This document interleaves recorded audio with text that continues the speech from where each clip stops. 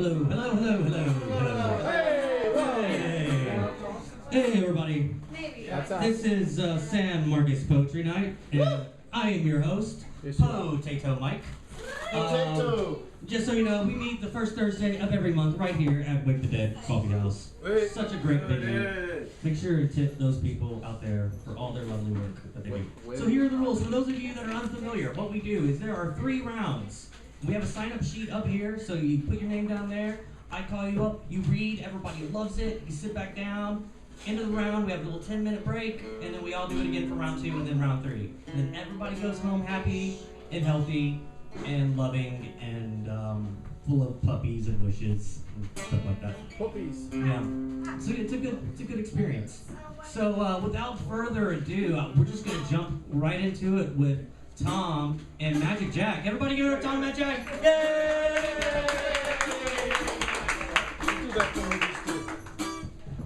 People ask, where is the magic land? You're in it. People ask, what shall I do to have eternal life? Well, you're breathing, aren't you? The bottom line is there is no bottom line, and every person who walks through the door is part of the jigsaw. The missing piece is what happens next. We do not know what happens next, and that is why we have to improvise our way through the labyrinth.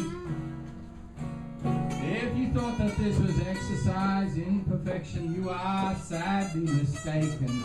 Immortality will have to wait till the end of the poetry this evening. This session is provisional and independent upon your participation. You see, while you're breathing the air in the same space and time, there is only this question: what is it we're doing? You know what we're doing. We're walking and perambulating round the possible, while the mountains of death say to us, you can't do that! Free speech and community is in Texas a threatened species. We have to have internal festivals just to prove that we are alive, of course, and it's contagious. It is called ease of vocabulary, not disease, no insecurity. We trust each other enough to be a floating community of the heart or art. Whatever you choose tonight to speak will be the spell cast incantatory.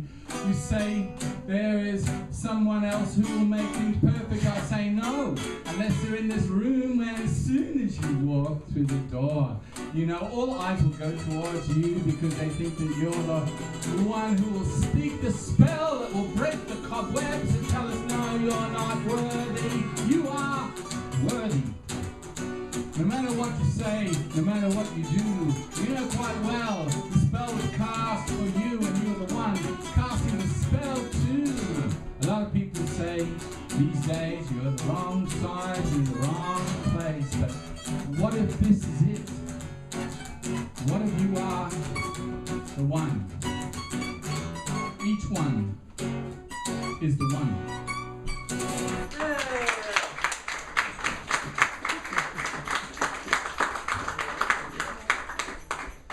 All right, thank you. I love just that's how San Marcos Poetry Night always starts off. Just give you a little taste of what you're in for. So coming up next, we've got Magic Jack. Everybody give her Magic Jack. I just got a text from Paris. Oh yeah, sure you did. How is she? Christy wants to know, how are we doing? We're having a fine time. Hope you are too, she says. Okay, all right, well, let me just get past that. Get to my phone here. Okay. Artists know artists. Yeah. Artists understand each other in ways that others may not. Mm-hmm. We know the joy of the current and journey as well. We know the hardships and struggles of her powerful path. We are brothers and sisters in a tribe. Not content are we to just toil and labor, but our souls yearn to express and to connect. We have no age with each other, and we pass our wisdom and our secrets freely. It's a gift to watch one another as we grow. Blessings on you all. Thank you.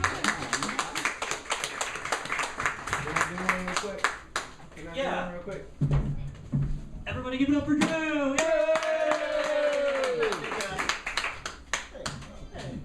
There's a movie called Game of Thrones, and in Game of Thrones, they asked this kid to say, is the girl ready to be no one? Is the girl ready to lose her identity and become no one? Why would they ask this of anyone? This is outside of everything that we are doing right now. Yep. Or is it? Now I will give you my poem. Sailing ships, towed like sea breeze glaciers, alternative fixtures never seem to move me, but I stay away because they did.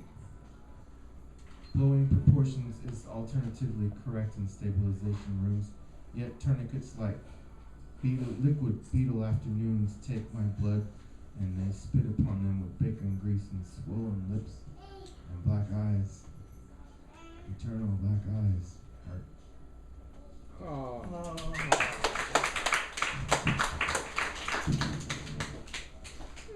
All right, thank you. To anybody that's just joined us, if you are going to read, just get a hold of me. Let me know. I'll put you down on the list. All right, thank you. And so coming up next is a dude. Kind of sucks, but just bear with me. It's this guy, me. He's all right. It's so cool when you can get people to cheer for you. Like, it's just so self-indulgent. All right, this is it's called Wait for the Punchline. A surreal horror begins when in the devil's depths of depression, your mind begins planting insidious questions. Am I losing my mind? Should a sane person ask that? Will an insane person answer? At what point does this fear become pointless? Am I broken? Those questions have yet to sprout, and already you are ill from a fevered opinion of yourself. Already your mental landscape resembles a nuclear wasteland. Here, the remnants of the war raged in your brain pockmark the landscape, and the sun can't be teased through a fallout fog. Here, your detoured, devious mind begins by sowing seeds of destructive doubt. These seeds on steroids gestate negative thoughts that end up spreading their anarchy like poison ivy across your fertile nightmare.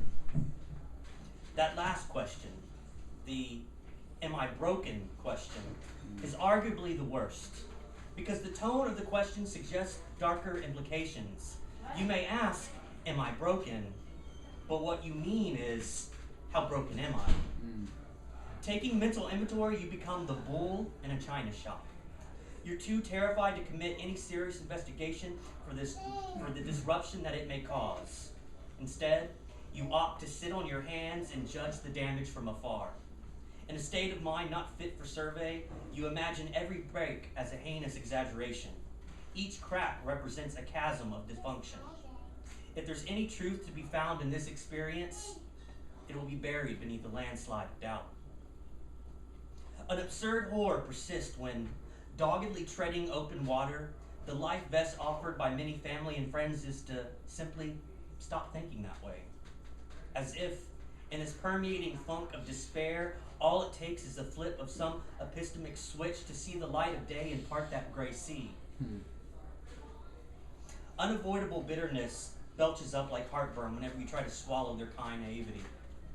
And the salty slap and choke of a harsh mistress muzzles your need for a calm receipt. Oblivious, your loved ones will throw pearls of wisdom that they have gathered in their travels. These pearls that they see shine with a determined brilliance burn to your irritated eyes with a violence that reflects your turbulent waters. Knowing nothing else to extend, they'll tell you that this is all an illusion, that you should go outside and walk around in the sunshine.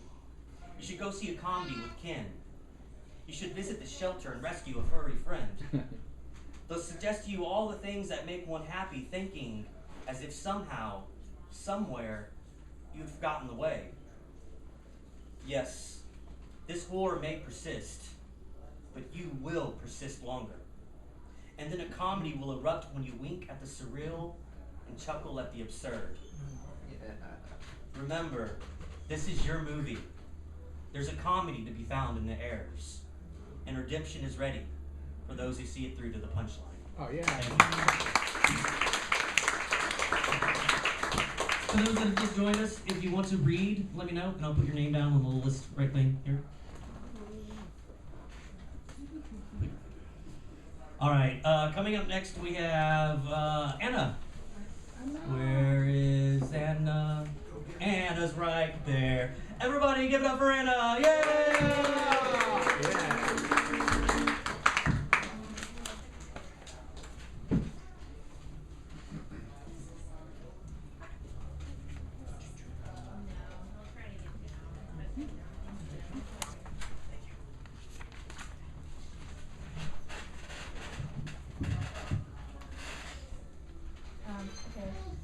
This one's called Sobriety. Remembering a time without the nearly unshakable, subtle substances embracing being is like trying to revisit the most vivid dream that sits pridefully on the tip of the tongue, waiting patiently for just the right amount of struggle. It's like riding my sweet yellow Raleigh up 45-degree angled hills on the highest gear, and certainly is something earned in back-breaking, panting isolation. And that's just identifying a state within reach, finding a familiar park bench to stop and rest on in this lifetime of habitual highs, unintended free falls. Daily existence is defined by a customary conversation inspired by Joe, who seems to be often forgotten when it comes to heartfelt diatribes and soulful pleas for abandonment of her something special, her very own cherished dissonance, hers in all of its imperfect imperfection.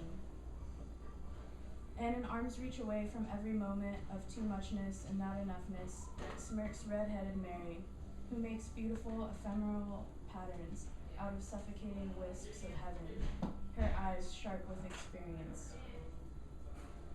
Their perspectives always open windows to rooms she left shuttered, rooms decorated with stuffy nostalgia, inhabited by pushy anxiety and haunted by open wounds that won't scream, but fester and rot in unavoidable corners.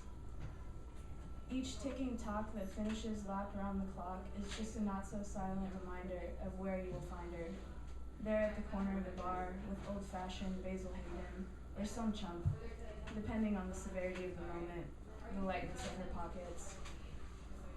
It's a hard race against an always imminent storm, especially when the miles behind are engulfed in something even more sinister and wretched than darkness. Like Eurydice trapped in hell, she can't escape this underworld she loves to call home, while he's still looking back at her, while there's still something to look back at.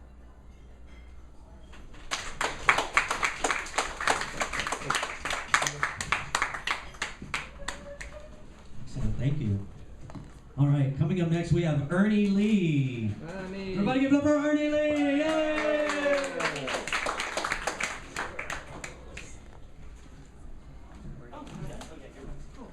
Thank you. I'm Ernie Lee. I'm known as the Bard of the Blanco. Yes, you are. Yes, Ernie.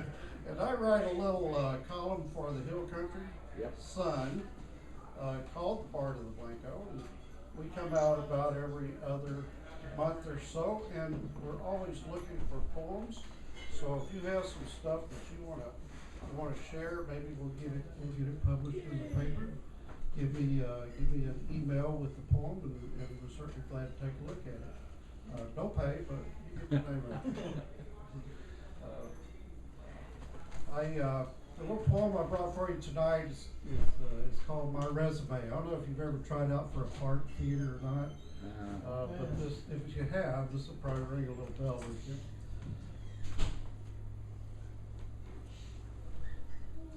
The director looked up from his score and he said, "What all have you played before?"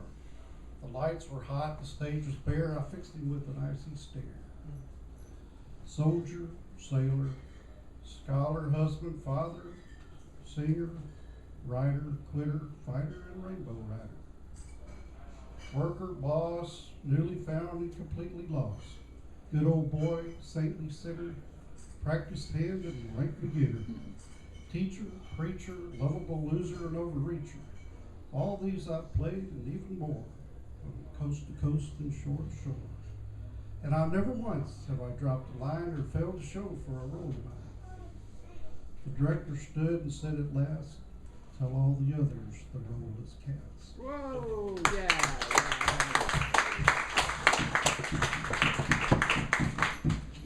Y'all couldn't see it, but what he was reading from, it was like a teleprompter. Yeah. That is the coolest thing ever. Wow. That'd be very handy. Technology with you. Yes. Yes, share the wealth. Yeah. Yeah, that was just... yeah, that's just awesome. Whoa. Have your own little teleprompter right there. Just like your Hollywood. All right, so coming up next, we have Louise. Everybody give her a Louise. Hey! Thank you. Back in the day when I went to the Southwest Texas State here, I think over the course of the last couple of years I was here, I've worked at all 4 pizza places in town. And I don't know if it's still, probably not still here, but there was one called the Pizza Place, which is mentioned later in the poem. Coming out. Much is made of coming out of the closet of one kind or another. Of course, young women have been coming out as debutantes for centuries. Hispanic girls come out at the early age of 15 for the quinceañeras. Jewish boys come out at 13 for their bar mitzvahs, and Jewish girls have their bat mitzvahs. I don't know if anyone literally comes out of a closet. In college, I was literally in a closet when someone from the pizza place wanted me to work an extra shift. I didn't come out of the closet until they were gone. I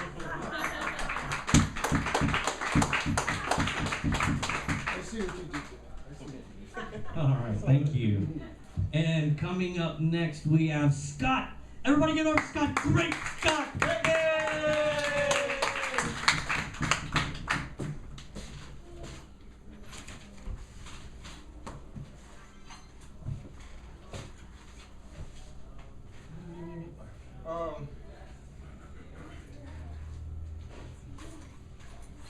Starting with the basics, I'm so glad to be here.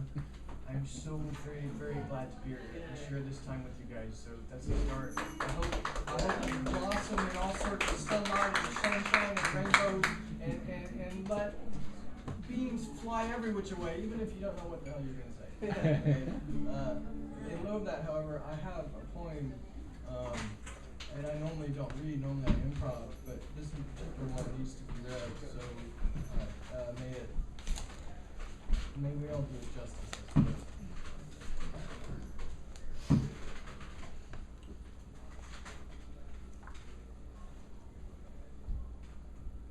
Love song. I want to sleep with you, but not in the way most men and women think. Not in the way of bodies blended in twisted sheets, but of lying close together. Oh, so close together, and then drifting off, truly drifting off to sleep.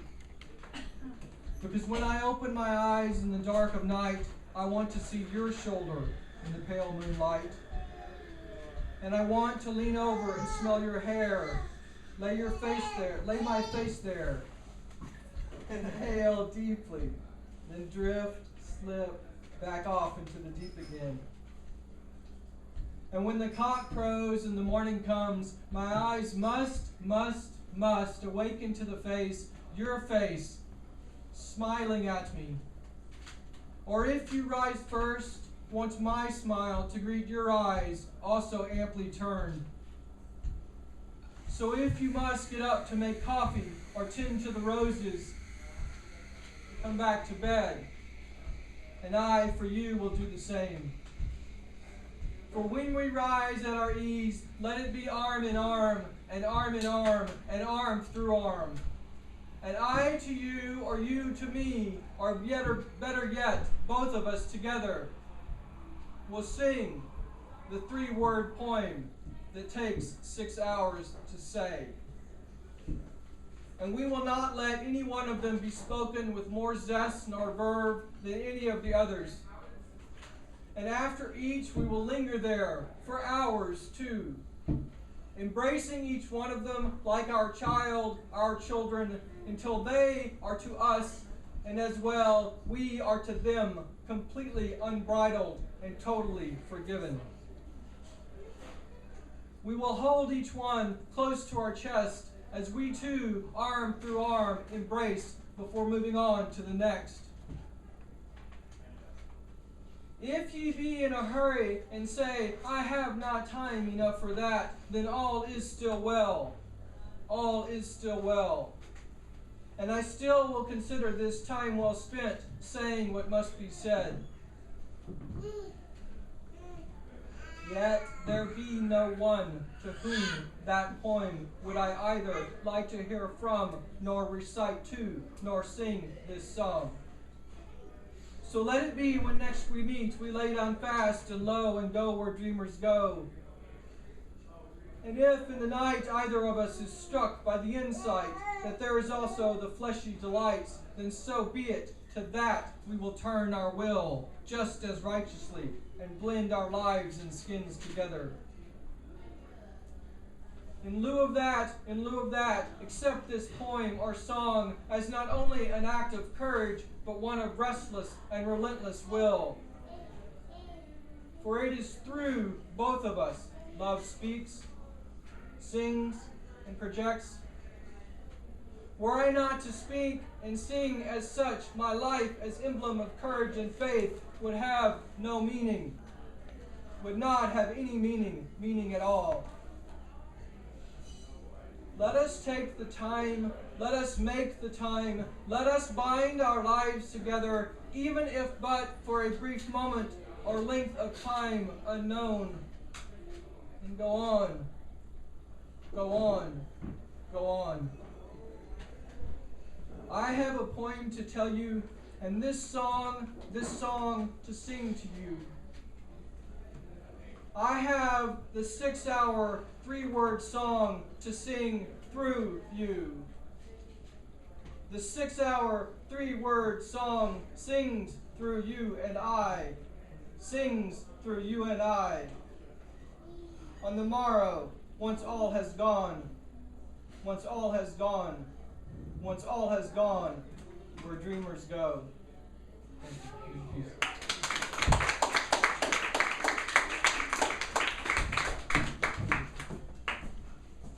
Awesome, very cool. Thank you. It's interesting to hear you actually read a poem as opposed to making one off. I like the different style. To anyone that has just joined us, like you? Yeah, are you gonna read? Yeah, you're gonna read. Yeah, you're gonna read. That's what we like to hear. All right. Coming up next, though, we've got Devangana. Everybody get over Devangana! Yay!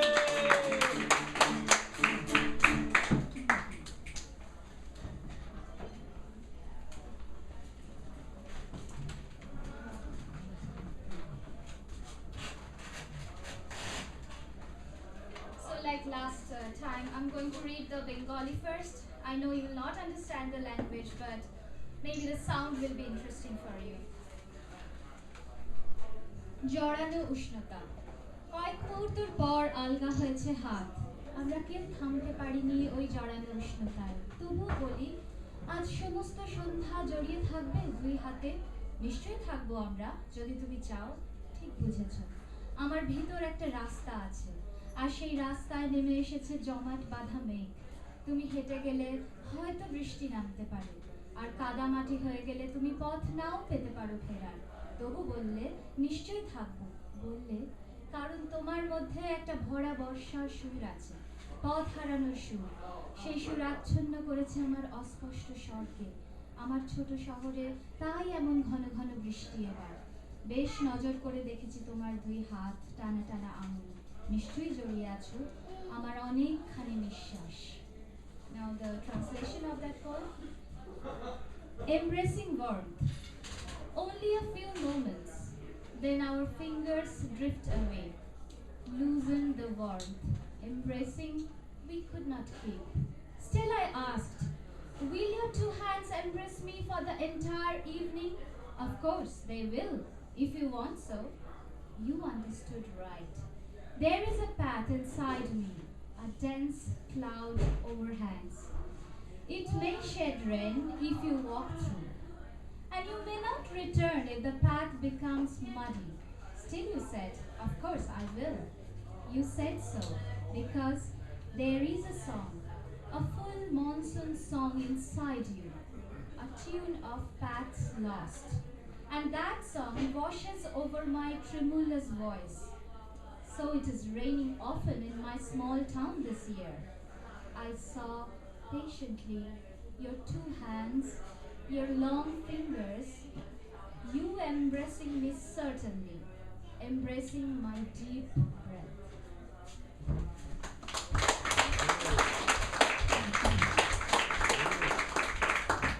Awesome, thank you. I love it when you do that, when you read in the original language first. Like you said, I have no idea what you're saying, but the sound of it is just so beautiful. It's great, thank you. So coming up next, we've got Robin. Everybody give it up for Robin, yay!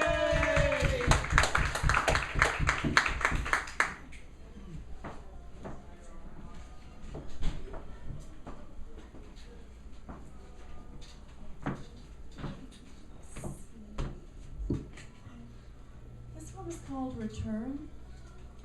The woman stands in her own garden, a falcon on her wrist. She has earned this reversal of the story of Eden. With full knowledge, she walked into the realm of trees, pomegranates, and roses. This is the story of the Nine of Pentacles in the RWS Tarot deck. And it doesn't have to be coins that gave her entrance. Physical and spiritual knowledge guided her way. A man stands on an intricate mountaintop with a songbird on his wrist in an antique Persian miniature. He is also alone and dressed in finery. He seems to be in conversation with the bird. Is he asking after that Eve character? The one who has long found her own way through the world? Are these two so far apart in the glorious wilderness? Sometimes we call it the whole universe. But perhaps they are closer than we think. Centuries and continents apart, even Eve and Adam reunite in full humanity in the great garden. May it be a world of peace. Thank you.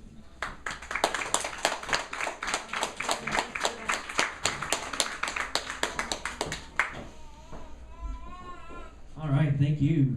To the people that just joined, did any of y'all plan on reading? Any of y'all, but yes, what is your name again? Chelsea, that's right. Awesome.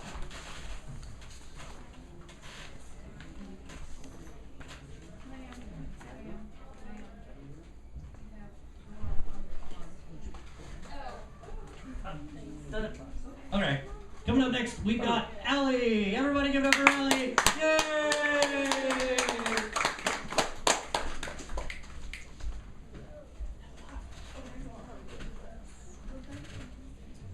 This one doesn't have a title yet. I did not know I would have to stop loving you. I did not know I would have to diffuse the fine-tuning of love's duet until embers of what was glowed their solitary notes in elegy of us.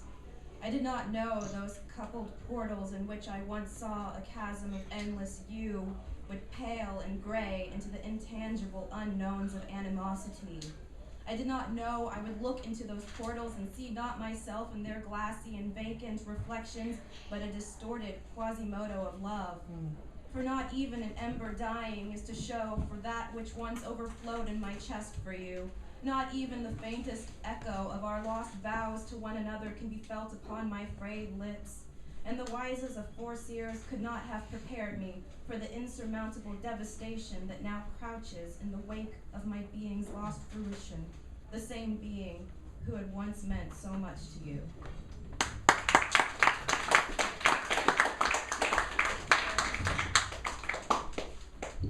All right, thank you. Man, we are getting filled up. Woo-hoo. This is great. Yeah, eventually we're thinking about maybe toying with doing this outside, but there's noise ordinance issues. that we might have to find a workaround. Break the law. Yeah. Yeah. I know where you are on that, man. Yeah. That is true. We should just do it. Who's gonna be upset with some poets? You've got to be a pretty miserable person to be mad at a group of poets. And if you're a poet that gets arrested for poetry. Yeah. Well, wow. Yeah, really. That's a good point. I do want to get arrested for poetry now. All right. Coming up next, we've got Joe. Everybody, give it up for Joe. Yay!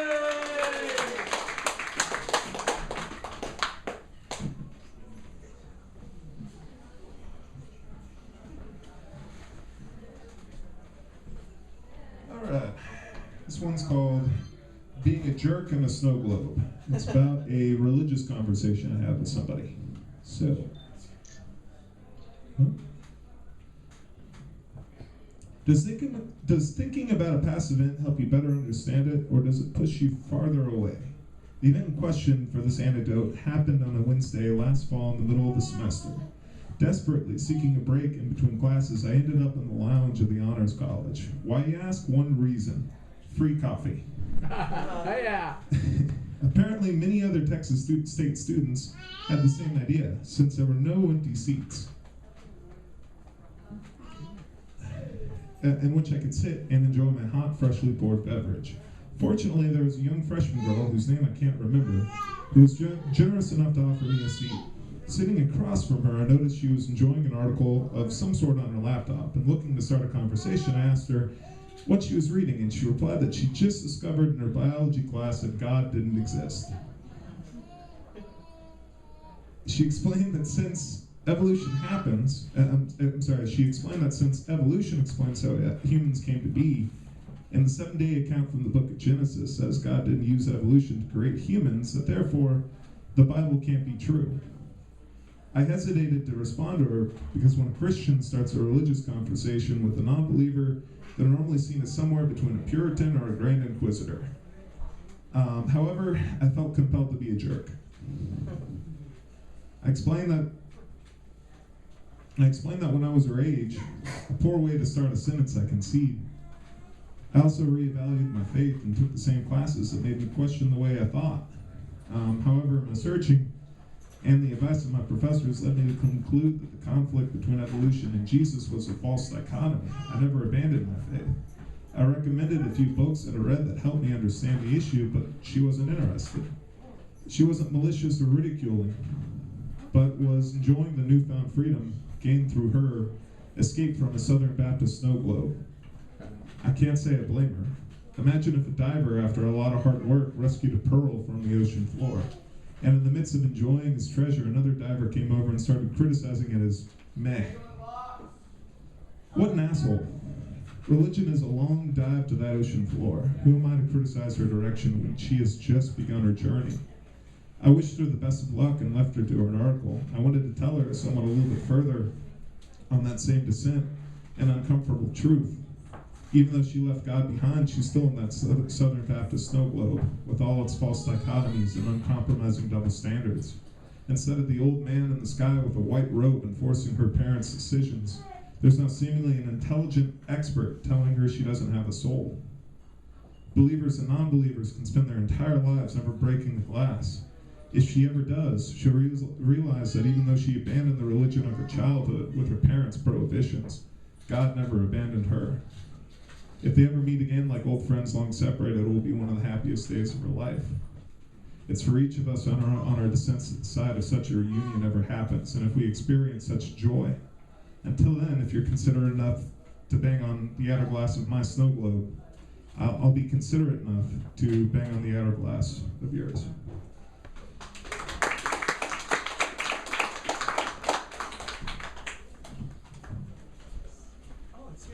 Awesome, thank you.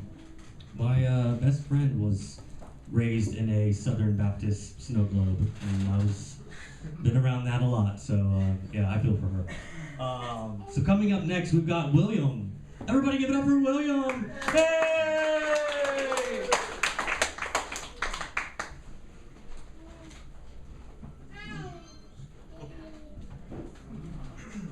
Is she maybe gonna read? Awesome. This is me through you. Sometimes I see less of a man, a person that has been in wrong, made those bad choices, and has fallen to those mistakes. All over I have them, seeping out of me as though my exterior is weak, my flaws show out, and negatives are displayed, but not always. A happy relief of happiness, a way out of the day-to-day, the lonesome nights, the hectic mornings, stoic. I vent my stresses, I hold my complaints, I look forward to talking to her, hearing her smile, coming to her side. With strength and love, I give it to her. As long as we had each other to mend our breaks, to perfect our flaws, combining two individuals, as me, through you. Where? That image held, damage felt, that rapid decline while trying to find, with past mistakes lying in the wake, the new day brings hope. That individual motivation to search for and behold, that personal drive to build and form, in the midst of all of this, taking in what is needed to persist, by making the most of what is given. Our everyday, simply array, learning and growing with one another, supportive while knowing you are who you are, as I am who I am, fitted together, friend is friend. Is it there? Have you found what was wanted and search for what is needed? Is it easier to turn away than to stay and be, for today and tomorrow, until you realize and see? Where has the feeling gone to? Does it dwell in memory? When does it return? Has it fled too far? While it makes you shiver, you lose your guard, and it allows to overflow. This makes for happiness, enjoyment of the heart, creates something pure till the end from the start, and paves a way to flourish and bloom, for sharing that love, oh, but with whom? Is it yours? She looks at herself, not before getting ready for a night out or a stay in. I often think, does she see what I do? Her beauty not easily captured by a glance of adoration, by a brief fluster of admiration, or by a wholesome touch of the hand. Her frame, rough and smooth, a great portrayal of hard work and determination, mixed with a loving nature, patiently waiting, until able to provide my affectionate feeling. What it is I see, does she see the same? Her hair, brown, long and full, nights spent together while holding her, having myself a mouthful of her hair as we turned over each other, searching for our lips to contact with the lights off. Slightly intoxicated by her grace, barely inebriated by her presence, a high expressed between two. What does she feel? Is it the same?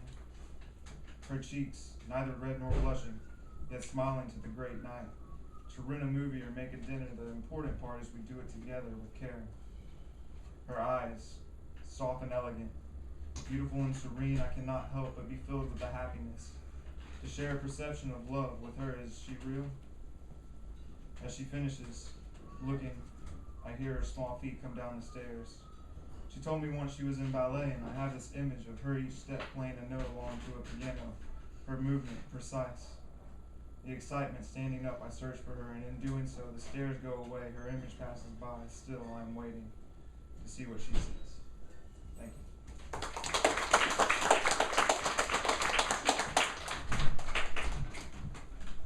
Awesome, thank you.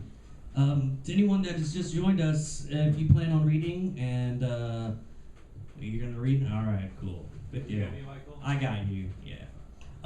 And also, there's if you don't mind sitting on the floor, you could like sit on the floor. Yeah.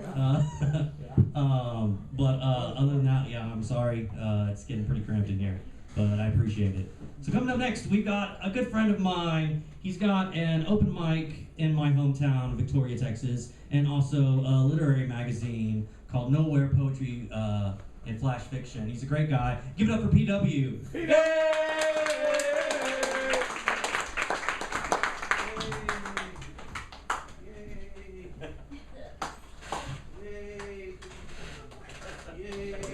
Keep it going, yay!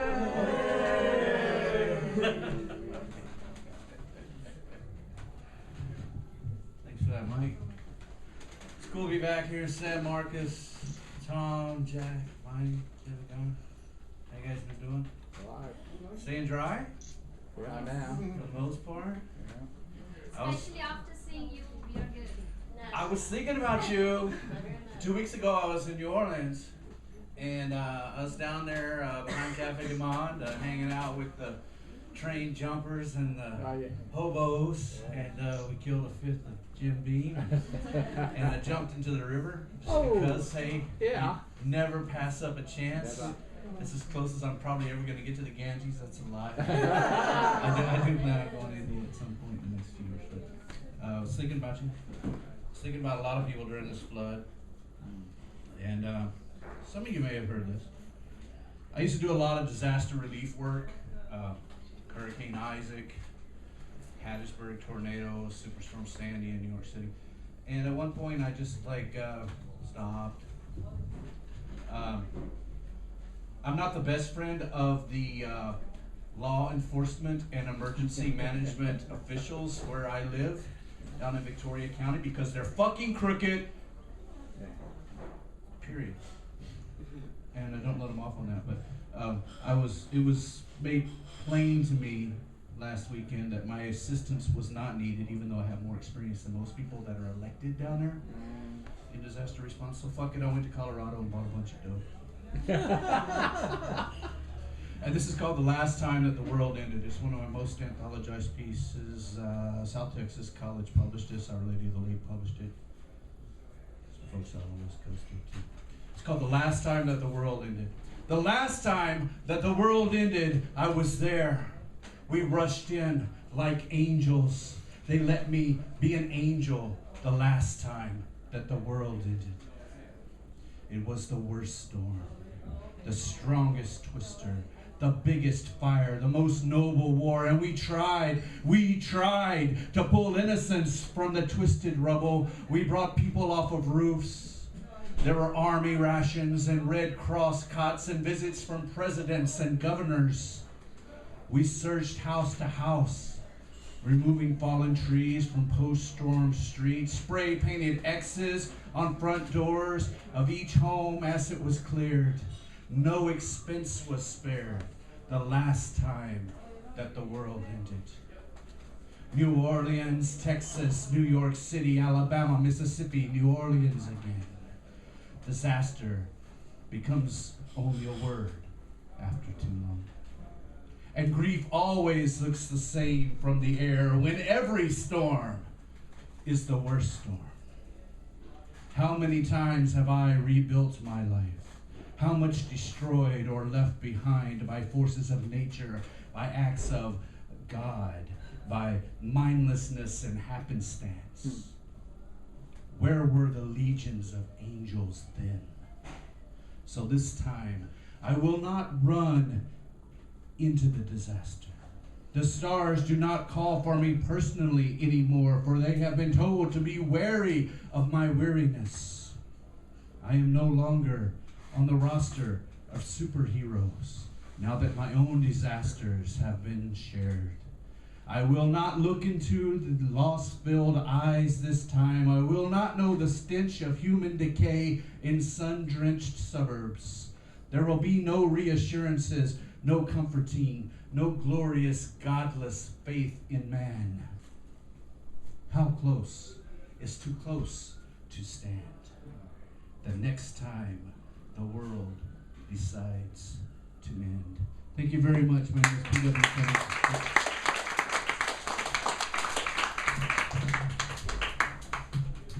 Awesome. Thank you very much. Just to let you know, we're about a little over halfway through. We've got about maybe 10 more posts. And at the end of round one, what I like to do, what I love to do, is get all of us to come up here and we take a group photo. We upload it to the page so everybody gets to see all of y'all's beautiful faces, because that shouldn't just be for just me. Yeah, so it's really good. So coming up next, we've got George. Everybody give it up for George. Yay!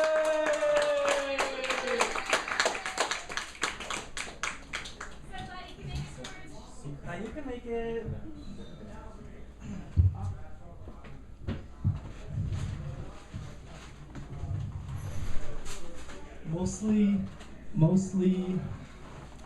Mostly because I'm antsy and have liked to make strange noises since I was young.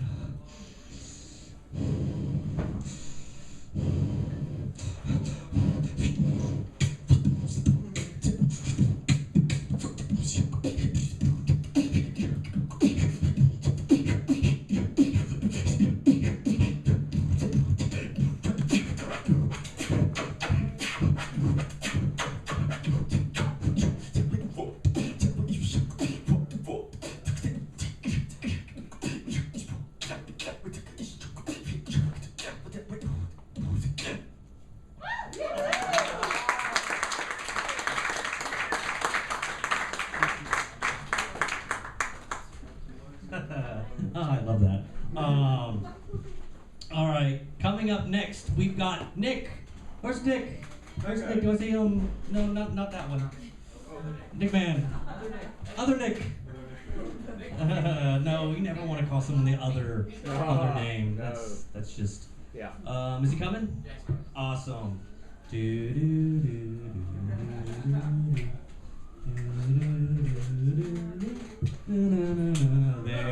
Everybody give it up for Nick! Yay!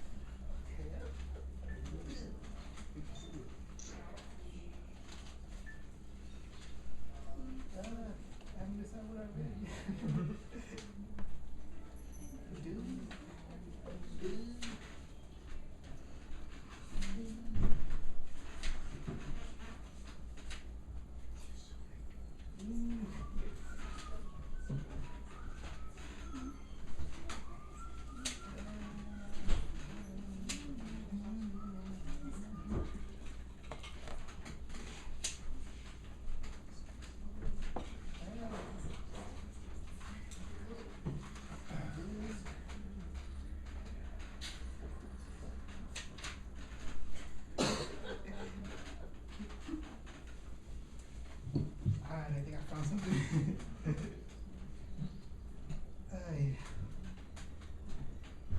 Come now, seek your matter under paper and wash away with dense care.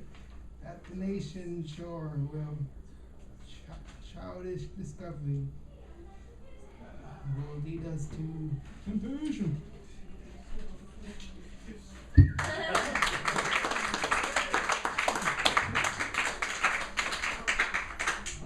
Thank you. You know, I'm waiting. I think it would be kind of funny if someone came up here with like their journal and they just like were flipping through it, trying to find something, and then they never find anything, and they're like, "Thank you." So anyway, give it up for Elijah. Yay!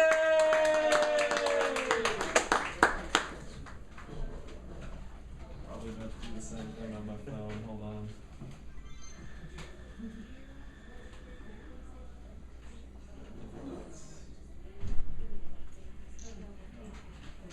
Trivia is the nice name for any sort of useless information that someone somewhere cares about more than makes sense.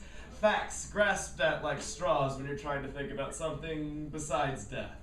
Like, did you know sloths sleep for 15 to 20 hours a day hanging from a tree? And their fur is green because they move too slow to shake off algae. Did you know a cat once ran for mayor of Mexico City? Did you know hamster pee is known among experts for the distinctive scent of its musk? And sharks must swim 24/7 with their eyes completely open, even while sleeping.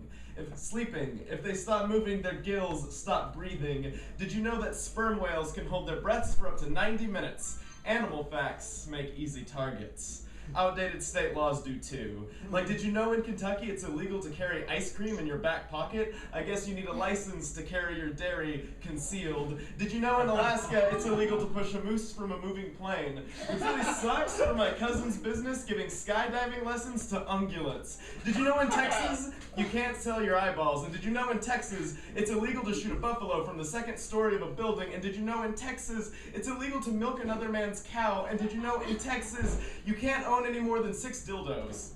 And I don't want to know how they reached that exact limitation, but how are there so many of these for Texas? And none of this will help you land an interview, although it might help you win a game show if for some reason you want to be on a game show.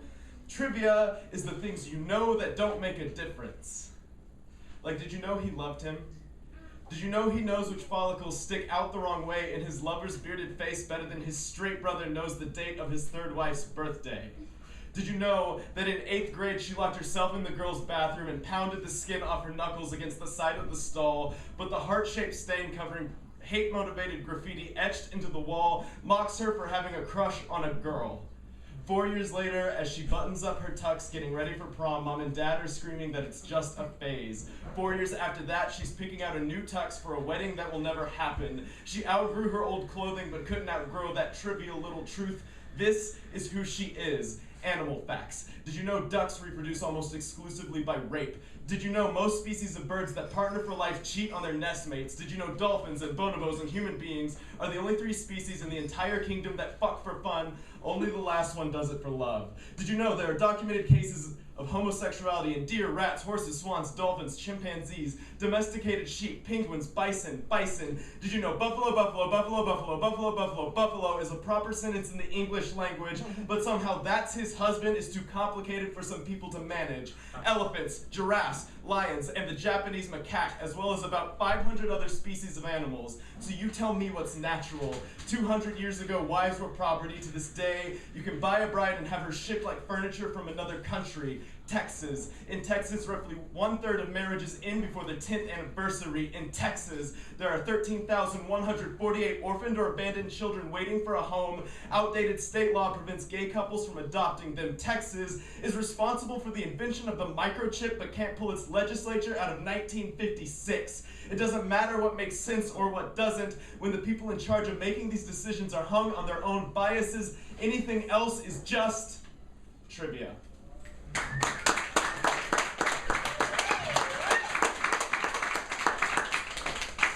Hot damn, dude. Wow. I did not think that's where that poem was going. That was very well done. Thank you. All right. Coming up next, we've got Kelsey. Everybody give it up for Kelsey. Yay!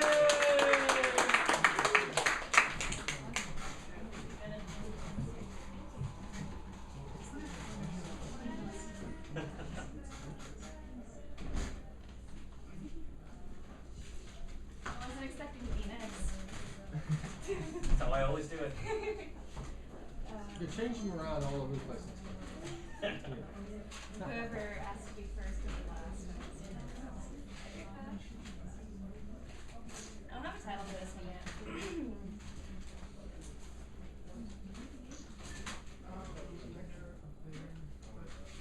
Traveling westward, when my phalanges feel land.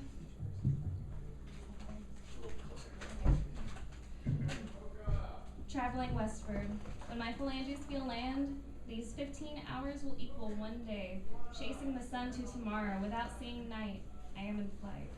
When I escape this time travel escapade, I encounter ears that recognize the choreography my vocal cords have rehearsed. My taste receptors receive a new transmission derived from the peculiar shapes that form on plants and trees, sending visualizations depicting possibilities of their appearance. However, their actuality is even beyond these fantasies, illusions fabricated through previous visions. From other places and times. But this is a land that grows more outlandish the further I go inland. This is a place where lizards speak, and even the birds found their voices. I sense myself transforming as well, as the elements of this environment are very much becoming a part of me. From the flavors of the new nutrients saturating my cells to the refreshing air oxidizing my very mentality. This world is sustaining my vitality. It's a new year of a different kind. Within only a few weeks, it is now the year 2555. But it looks so much like it did before I was born. I haven't aged at all. I never fathomed I can remain on this planet and participate in how time can function so strangely, physically drenched in new beginnings.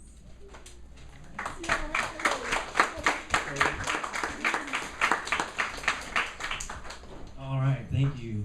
Kelsey, while I appreciate your dedication to the craft, please remember to breathe. I really don't want you to pass out up here.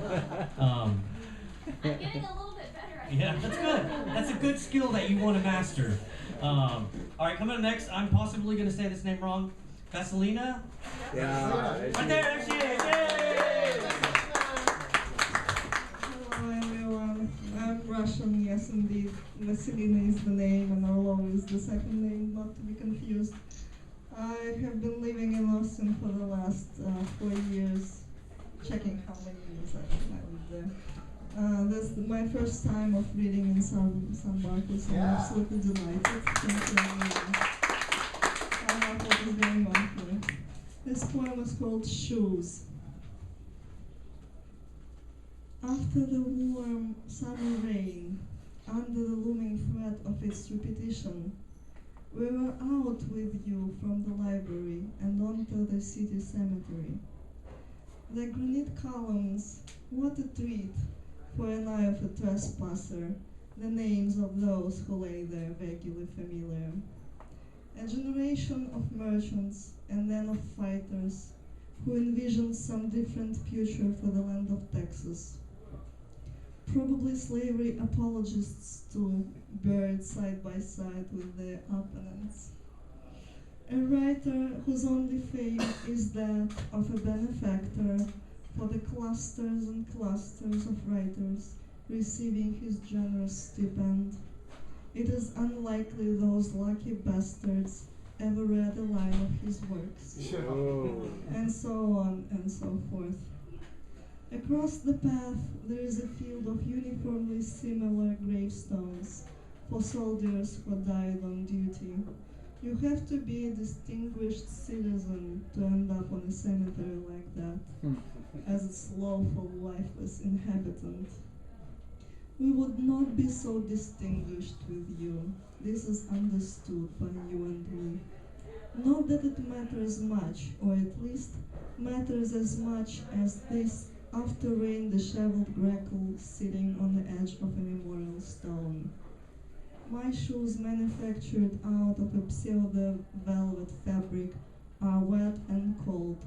They do not fit on such a day, her who is not a good fit herself for a majestic cemetery. Thank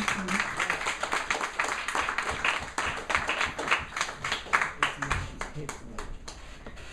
Awesome, thank you. That was very cool. We got about 4 poets left, and then that'll be the end of round 1. So coming up next, and I already forgot. Time, space, continuum. Yeah, that's too much of something that makes me forget. So coming up next, we've got Chelsea. Chelsea! Give it up, Chelsea! Hey!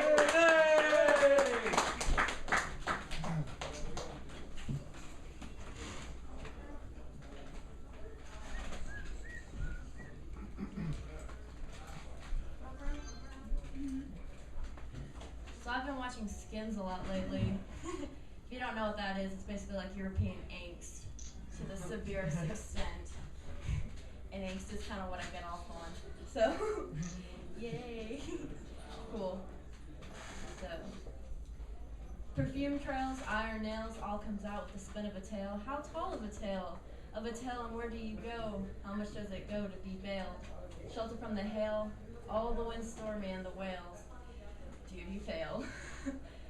He stares at me, I see through him, I can never let him either draw or tie, time flies by. How will I say goodbye? And does your boyfriend brush your hair? Does your boyfriend take you everywhere? I mean, everywhere, meaning where he wants to go. And you're just here for a show. Did your boyfriend ride with you on a plane? Is your girlfriend's nephew named Shane? I saw a movie, maybe with you in it. It's called Snakes on a Plane. Always tripping down memory lane. So come on, let's go find some smokes to blow. You're gonna have to let him go. Telling everyone, but no one has to know. So what do you want to do? I don't know, let's go to the lake. No, I don't want to go to the lake. So what do you want to do? I don't know, let's go on a date. I don't want to go on a date. So what do you want to do? I don't know. Let's go for a Sunday drive. And then those damn beavers, they pass you by. So what do you want to do? I don't know. It's 4:20, let's go get high on that Sunday drive. So what do you want to do? I don't know, let's go do something. So what do you want to do? I don't know, I don't want to feel anything. You're an addiction I'm slowly quitting, and how fitting because you grew tired of me and you're never going to be what I need. So it's time to plant a new seed. Aw, y'all look so depressed.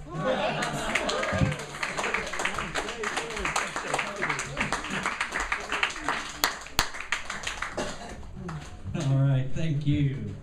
All right, we've just got 2 more poets left, and that's going to be the end of round 1. And we're all going to take a group photo. Unless, did y'all want to read? Are y'all going to read? Do y'all want to read? No. We got, okay, maybe next round? Yeah, all right, cool. All right, well then at the end, we're going to take a big group photo, and then we're going to post it on the page. Everybody gets to see your beautiful faces. Everybody gets to see how much fun this is. And awesome, thank you. And we actually have 3 poets left. I kind of forgot to put somebody down. But I remembered. So, yeah, I remembered. Coming up next, we've got Trevor. Where's Trevor? Everybody give it up, Trevor! Yay!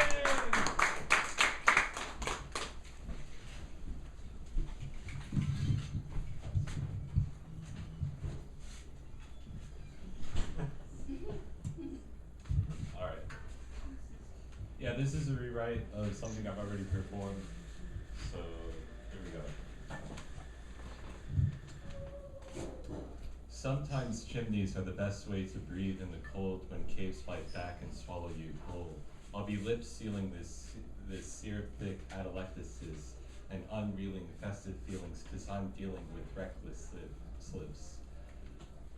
Because I'm dealing with reckless slips as I'm blazing my trail across fallen ceilings.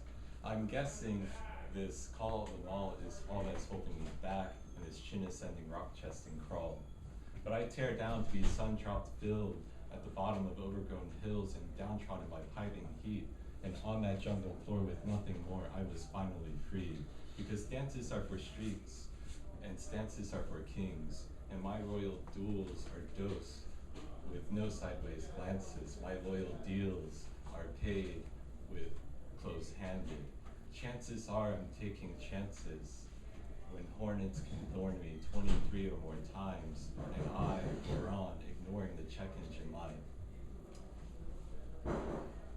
Because death is only a lie told by the scared, and wrong or right, I just don't care. Because you only pass as recklessly as you dare, and I dare every time, and I dance every time, and I land every time, just not on my feet. But it doesn't seem to matter to me. Splattered or shattered, there's always a piece to free-fall waterfall beat with napkin cartography and far-off ecstasy that solidly oversteps your stumbling self. So unsteady your volcano promise you shelved and make the call to walk along unnamed rivers, bullet-ridden with crumbling walls. Then you can blow smoke with crack-addict constituents laughing in a language that no one is fluent in and still understand them in their tunnel-visioned influence. And I made those friends from coked cans and calloused hands. I lost it all, and I'd still do it again, but not just because I can. Because the present is a gift that gives things not on your list. And on those ridges stacked with Elysian grass, I still wished for more than the distance I had. Because those valleys only last until they are filled, so downhill crash past the wax palm pills without holding on or holding back, even if it will save your life. You just may lose your last day to sign many lines with your last name. And it may have meant something more if someone was there, but I'm drawn to tangled hair and mangled jungles and strangled struggles. Because fighting is identifying with truths you have heard. Because sighting cresting horizons are worth it west of the rest of the earth. Because dirt is the best dress to wine in the world's mirth.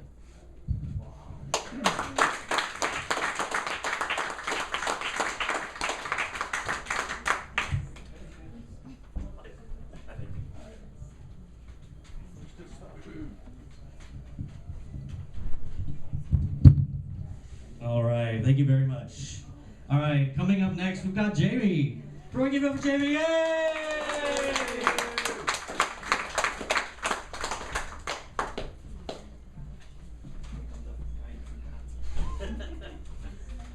Never. Hi guys, I'm coming out of retirement kind of. It's ready anything in like 5 months. Yeah. What, like, since last year, right? Okay. Yeah. Okay. Anyway, I'm gonna read. It doesn't have a title. There was a great echo, a singing of remembrance for what had been yearned, so much felt to have passed, yet with such reflection so haughty in birth. The movement like a falling leaf, with a descent betwixt hindered mirth. Stoic in descent, still it passes as all, but with deluge heard and trickle learned. Ever grasping, still so lasting to the great divide and beyond, the wayside of eternity. This eternal felt and cast upon divide so as to bask in a slumber, a thunder. A raindrop be a tear, raindrop a fear, raindrop a smile, raindrop to carry us all for you. The single drop be a single existence of me for you. Hands open, hands open, hands open. Your hands not open. Why the mind, heart, eyes as they do not lie, and still not open. A raindrop be a soul, whose soul? My soul. An existence to grace upon the skin if you so choose. Why still? Why still is the hand open if nothing to receive? Raindrops silently singing the day today, yet the heart won't believe. No connection, no more, no connection, no more. No more, the rain has stopped. No, it has always rained, to open the hand it has always fought. The mirror though, the mirror no longer there. Eyes closed and hand open, mirror broken. Hand closed and eyes open, still, mirror broken. No mirror and no rain to grace the ache that could not be eyed. The drops be found as they trickle down and reflect every streaking self. A bit of yourself, each streak had been a drop. A bit of yourself, each drop a piece of you. A bit of yourself, each drop someone you knew. Now running down to be sent to the hinterland it is met. All this spotted through the silent glee of thoughts, never taken to hold what more is left, always taken to feed on what is spent, nothing found in the fog of gods that were sought. Listen with your eyes to see all that which is described. Listen with your eyes to stay alive. You will come to know by fleeing yourself, that old self of yesterday that should have been of yesteryear. Yesteryear, batting wings to left and here, batting wings to depart for lands greater than can be held. Oh, what it is to be on lands with drops that can only be felt. Oh, what it is to be on lands with open hand that cannot be held. Now the hand open, now the mirror whole, now the drops bear a soul. Now the hand open, now the hand open, now the hand open, open, open, open.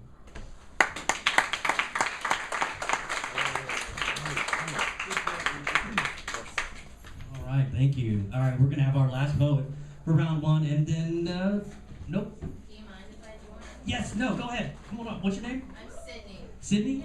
Give it up for Sydney, yay! I felt inspired. We never mind. Okay. It's clear what you are. Wearing sundresses and flower crowns, likely to be cast in the background of some ridiculous tampon commercial, spinning around gleefully as you bleed. You are unopinionated. You see no need to be. And the things you think scarcely exist beyond the backs of your white teeth. You are an overgrown schoolgirl, with pleats in your skirt hiding thin thighs beneath and the unknown in between. One of the few who has never felt unclean. Never had to bathe yourself in salt water and belief. Oceans to you are no different than the community pool. You are immune to all things curious, with enough love for only what you see reflected in the fishbowl of your existence, the picture of contentment. You have never had to defend yourself from the darkest parts of you, a body blocking light from view with eyes fixed on a shadow, your personal nighttime following you. You were never forced to value your heart more than your womb. Woman, most perfect, I envy you. Woman whose presence is not measured by her ability to survive explosions and still find pleasure in the pain. Woman whose essence is not absent without the touch of another, who brings her desires to life by her own hand. Woman, from birth, you've been unexplored native land. You are the tree that fell in the wood with no one around to hear. I heard you, I found you, and I know that you are real. I can see the place where you once stood tall, gazing out above the life that you created.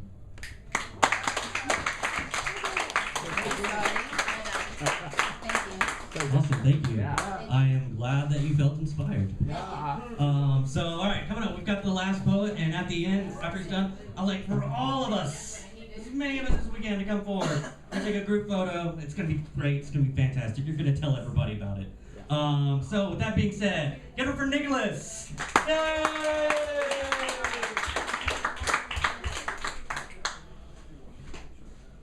So who's good with the right one?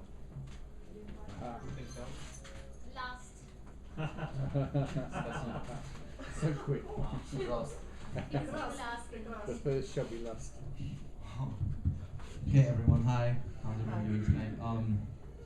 So I think you know my shtick. Sunshine. Sunshine. Oh, jeez, really? Okay, Sunshine. Whoa, excuse me. No, the crowd has spoken. I have to do sunshine. Yeah. Okay. Devangana said last. Huh? Devangana said last. And she said last. How about it's last sunshine? Okay. Oh, that's it. Okay.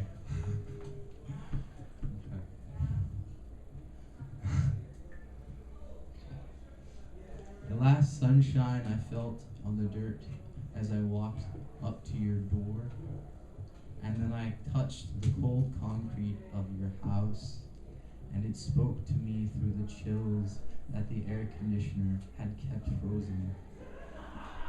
That was the last day I remember, as I made you dinner, as I listened to you for hours and ounces of wine. We were together in the last sunshine that day. For to me it seems that why we write poetry is to look for a lover, and a lover to me is something that you've never found. And that last sunshine was the last sunshine I needed to find what I found. And watching your finger trace the tip of the glass down to my neck and my shoulder and my collarbone. And that sunshine need not trace my form any longer, because I now need nothing but more time with you, no matter what environment, no matter what garden or flower we may find, no matter what wine we may drink, no matter what sunshine we seek. It is the last of everything, and I found you.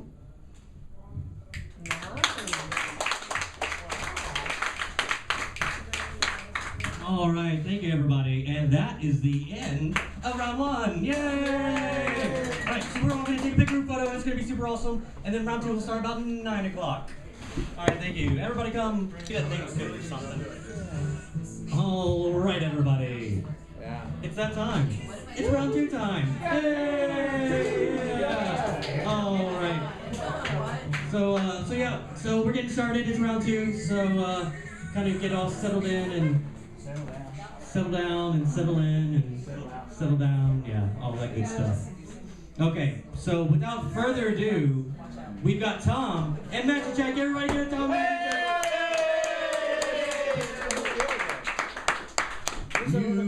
I forget, he's not there. Where'd Drew go?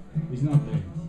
You were seen at a poetry reading, which presumes that you have an interest in freedom of speech and expression. But don't you worry about that, there are no liberated zones. And when you walk out of this room, the original regulations will apply, that you cannot think or smile like that. You can inside this room, but this is a temporary temporary autonomous zone. You're smiling, I can see that. And don't allow your emotions to come out when you're outside in that world. What did you learn tonight? Well, Vasilina taught me that ruins can be two types. One can be romantic, that you go like a tourist do. The second can be like Wimberley, which wipes out 10 to 11 souls and 17,000 trees. And the Blanco River rising like imagination inside San Marcos. Tell me, you were at the poetry, what did you learn? Well, PW taught me that you can fix the disaster, but the disaster will return. And the disaster you see in the landscape around you is like a flood of emotion. And the disaster is also inside you when you project it upon the world. And all around you, you have a choice. The road towards healing or the road towards chaos. It's easy. What do you want to do? You want to go to poetry, do you?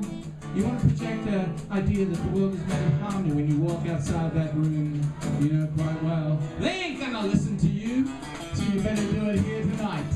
This tiny little republic of individual free speech won't last long. So you may as well repeat the poems that you did line by line before. Because if you said something new, it might just shake them in their boots. The fact that you were talking directly to no one else but every person in this room. They know quite well there have been chanticleers, troubadours, picadors and toreadors long before the sea. But that mythical beast inside your labyrinth still taunts everyone. It says you can sound like a poem, but make sure you're saying nothing of consequence. You can sound so romantic, but what about the fact that you're lost? And you say, well, what have I lost? The chance and opportunity to actually be present in this moment? Do you remember the little boat you were sewing and rowing in before? They said we're all drowning. It's 90 degrees outside now and the floods have receded. And when you talk about the river, it's a river of emotion. And all of us have got the chance for actually freedom of expression. Temporary and positive, transitory as a stop. You say my breath, my prana, my chi, my ka. That's what animates us. And each of us finds each of us a tiny little island in the river of time. Blanco, rise up. You know quite well, the flood will come again.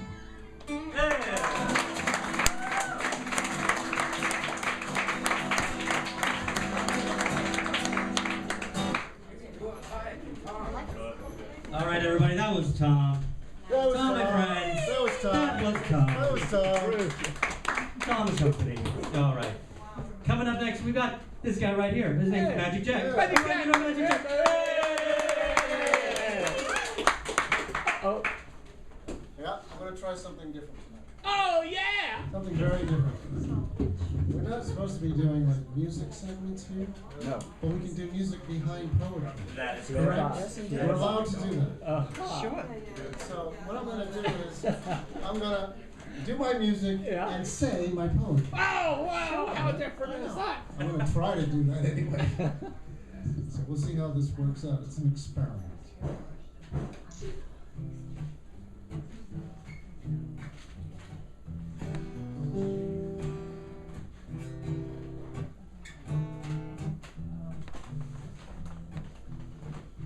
Conundrums.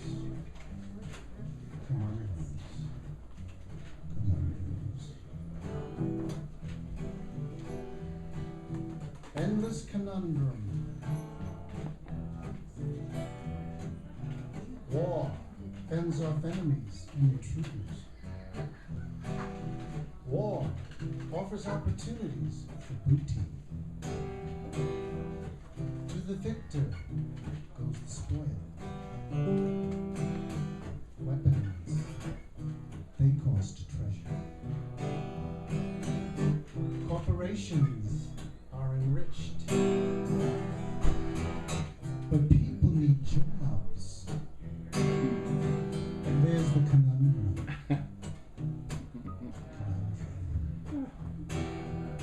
Conundrum. Conundrum. I'm almost singing. Conundrum. Conundrum. I'm not singing now. Now, resources are exploited. We were burned fossil fuels in. We burn through money. We burn cities and buildings. We end thousands of lives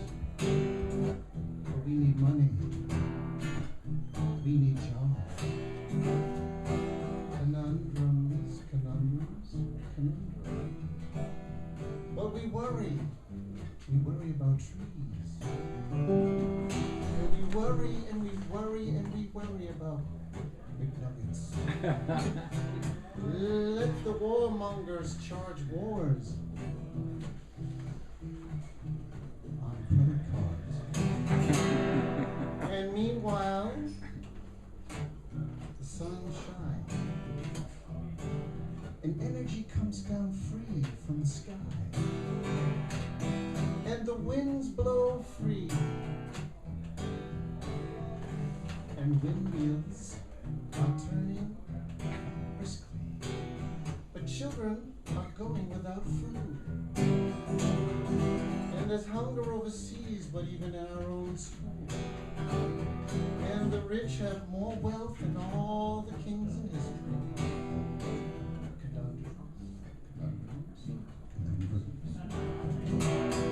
And history awaits us to revisit the future we envision. Meanwhile, we argue on Facebook. Yeah.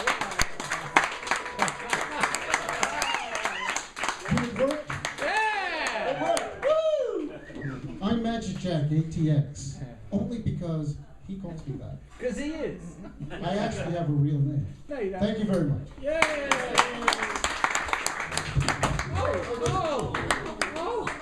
It's got a protective code. It's got a protective case.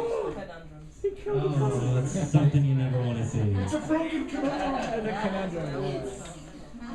All right. Coming up next, we got. All right, the story is that when this dude was little, he was abandoned by his parents and raised by a sack of potatoes. Oh! Really weird story. And so that legend goes. That's why they call him Potato Mike. It's this guy. Hey! All right. Have you ever had a really horrible dream, and it just sort of puts you in a bad mood for the whole rest of the day? That's what this is. This is residue. 7 a.m. A sublime sadness stirs you from your slumber. And in those fleeting, fogged-out moments, you're barely able to maintain your grip on the ghost of a dream now wanting. It's the last dream on your mind. The one dream that always stays on your mind. This dream is your gold standard, your grasp at a perfect ideal, at a model worthy of transcribing it's your very definition of bliss. Until you wake, and that dream begins to turn. It wraps around you and it rots.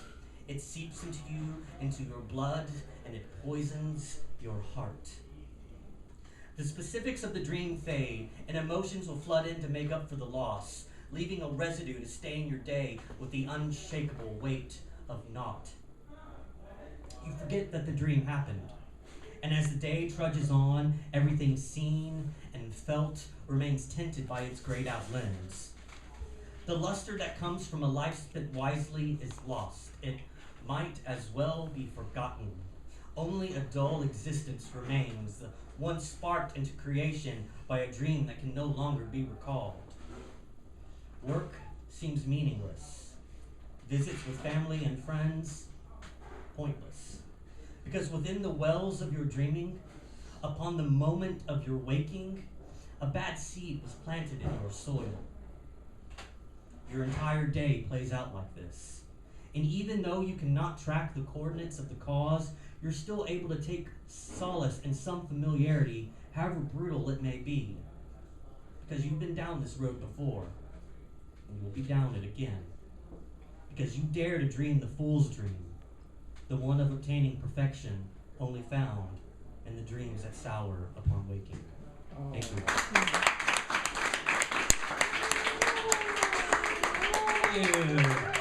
Coming next, we have Anna. Is Anna still here? Anna.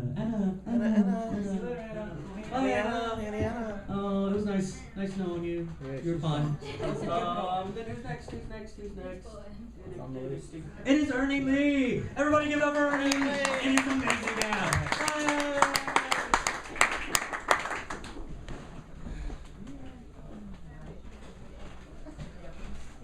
Well, thank you very much. I've really enjoyed being here tonight. I plan to come again sometime. Yeah, This is my first time. This little piece is called Love and Life and Oranges.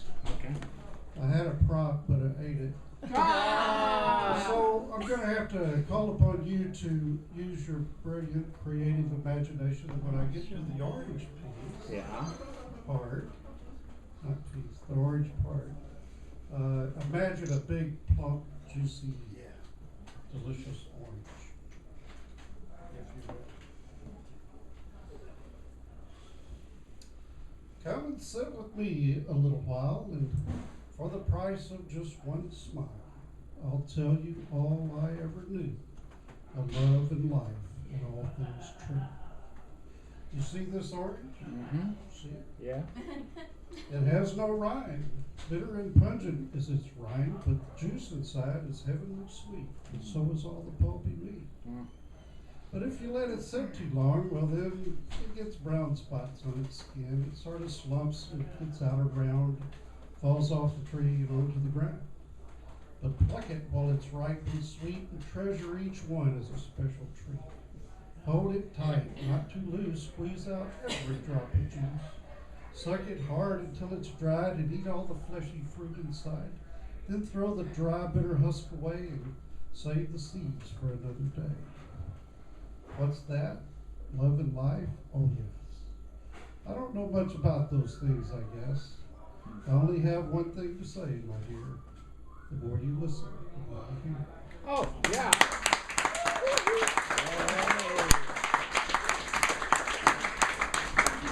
All right, thank you. I can see why you ate that orange. Oh, yeah. Yeah, it's if you just hear that poem and you get hungry and you want an orange, and you're like, I have an orange. Orange. So I will eat it. So coming up next, we've got Louise. Everybody give it up for Louise. Yay! Every little tree seems to whisper Louise.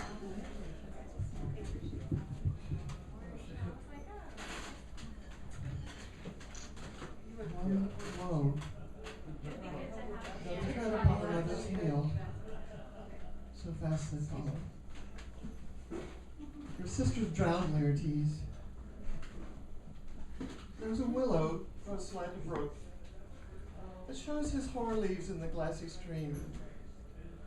There are fantastic garlands did she make of crowflowers, nettles, daisies, long purples that liberal shepherds give a grosser name, but our cold maids do dead men's fingers call them.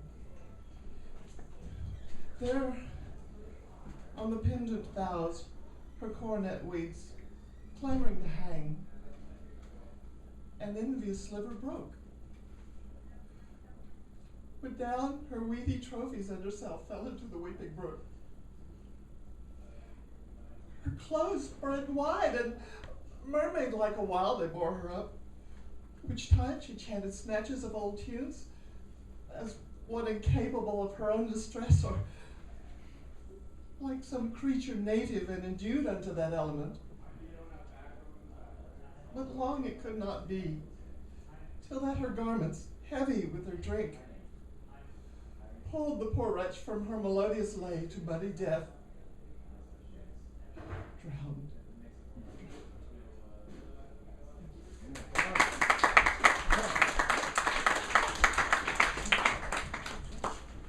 Excellent, thank you. All right, coming up next, we've got Scott. Everybody get up for great Scott. Yay! Yeah, Tom, can you just because I can't stand well, sure. Can you just yeah, just that. Yeah. That's straight in front of it. Well, once I get going. Okay, Okay. It's on. I spent last set with my eyes closed, and there's definitely some great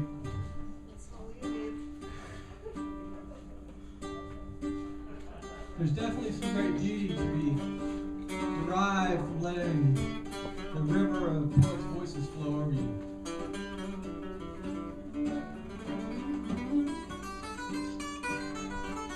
I want to spend this next set with my eyes wide open, because in the beginning, I will not allow myself to believe that there is more darkness than light in the world. So I'll turn to your cheek, or your eye, or your hat, or these walls and say, it is good. And I may be deluded. I may be lost in a dream somewhere thinking there's a light in me and it's just inside of me, but I'm blind to the one in you, but I ain't gonna.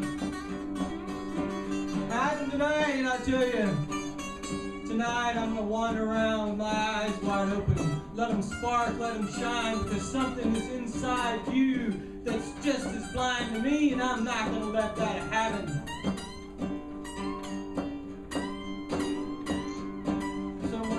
Song being sung and everyone hears it.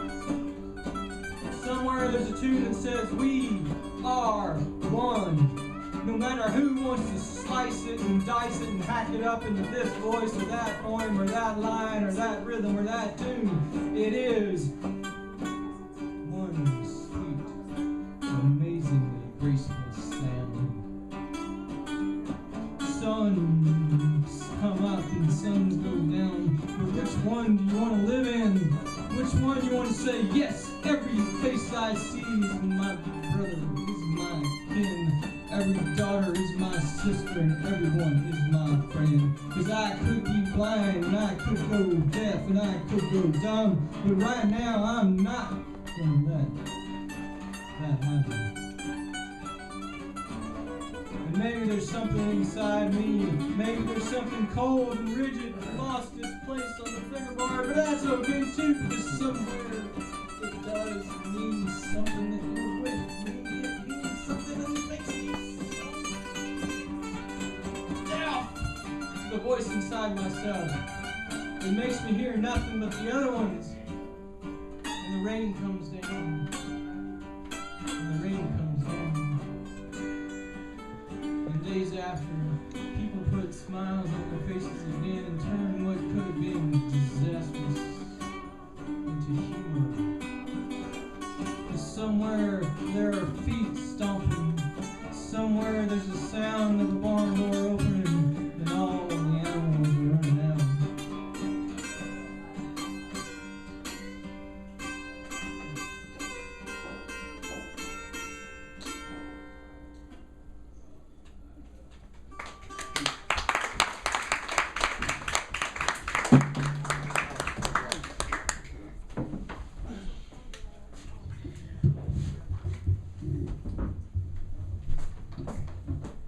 All right, thank you very much. And coming up next, we've got, she's right there, Devangana. Everybody give it up for Devangana. Yay!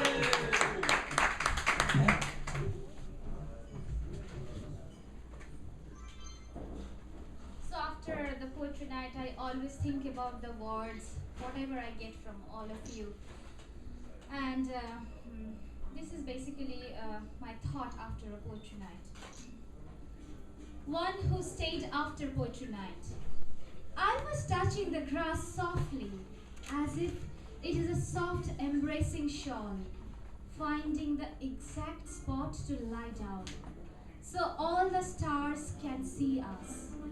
I was in a hurry to smooth the knots in my hair, so you can lazily caress my hair, still releasing the wet aroma of bath. I was then busy calming myself, so you do not sense the irrational fluttering inside me. I was then trying to evaluate how the breeze flows, so your spoken poems don't fly away. I was anxious. Shall I open my eyes to see you or close them tight? I even do not know how you'll see me. After the poetry, let's stay together for the rest of the night. Let's lie together under the sky.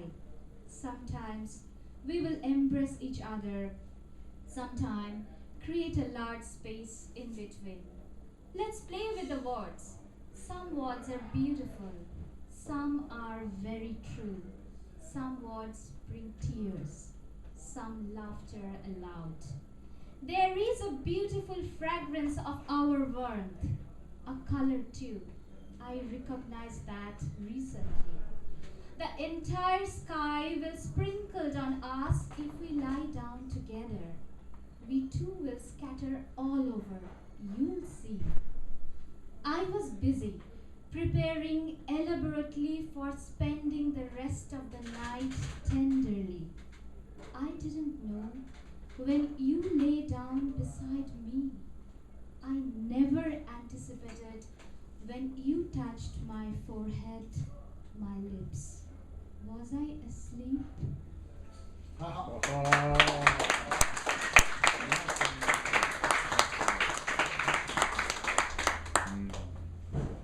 All right, thank you. All right, coming up next, we've got Robin. Everybody give Robin! Yay! Rockin' Robin!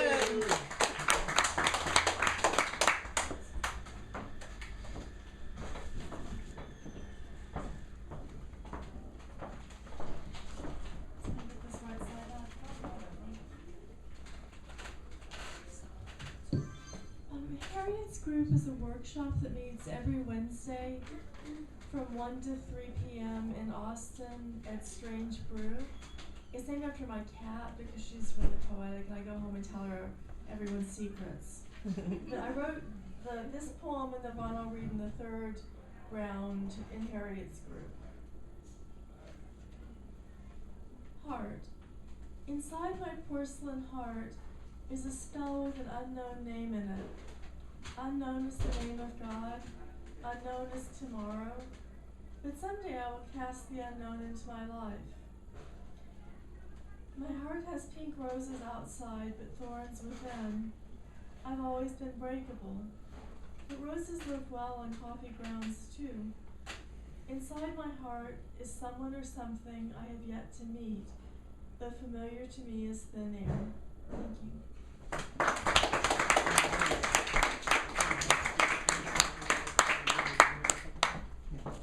Thank you. Thank you.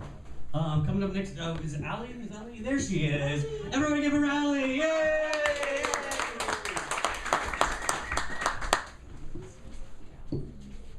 This one's called The Wasted Sun.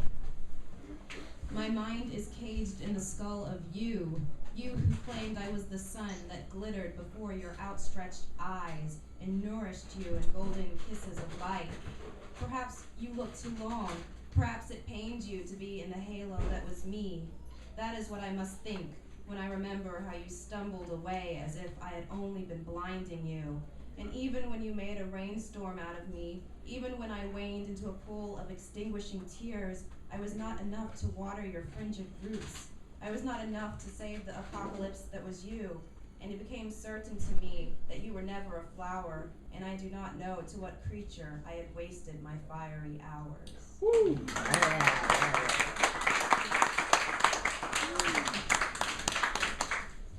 All right, thank you. And coming up next, we got Joe. Everybody give it up for Joe. Yay!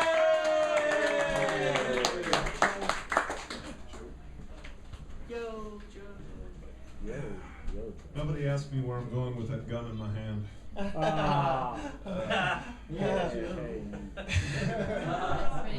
All right. I'm gonna try doing this one from memory, so we'll see how it goes. Every time I reach for it, it goes away. What can I say? This feeling of serenity confuses me. For one night, I feel better, so close to heaven. This magic that we create consumes me, but leaves me wondering. As the magic goes away, the smiles to where they came, will any of us ever be the same? Later on, I'll walk home by the overpass, homeward bound. Looking at the starry night, I'll realize that I'm all alone. We're all wandering drifters in our own starry seas, lost in our own confusion. We're pulled by the undertow to carry on and to drift away. And as we slowly die, as the light fades from our eyes, well, we look back on this one night and think, did our lives begin to change. As for me, I'll say that I'm broken, split wide open, my dim reflection looking back at me with all my tragedies. But we'll never be the same. As the magic fades away, I'll always be lost in my memories.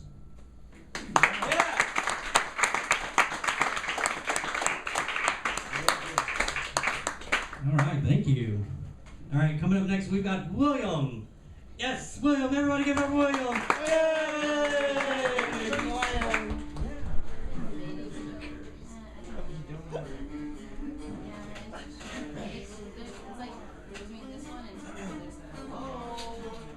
All right. Accept as you go. Finding yourself, not that image you put up. Gashed by the appearance you make and the facade you have to put, the facade you have made to protect yourself. Going deeper, searching for what you love, about yourself, about your natural self, and bringing out the important reasons to smile, and finding that love within. To have your mistakes not only learn from, but to make positives out of them. Each tread mark on your own path, creating trajectories for your improvement. To lose everything in the hectic, then discovering it will always be there. Watching the scars that make you and accepting the negative, that reflection of understanding, seeing the wrong inevitably there, then taking grasp before letting go. Coming to the positive and embracing who you are, that kind of finding yourself takes time. The BS shifted out of each other's mouth toward the yeah, I'll hear this and the sure I will.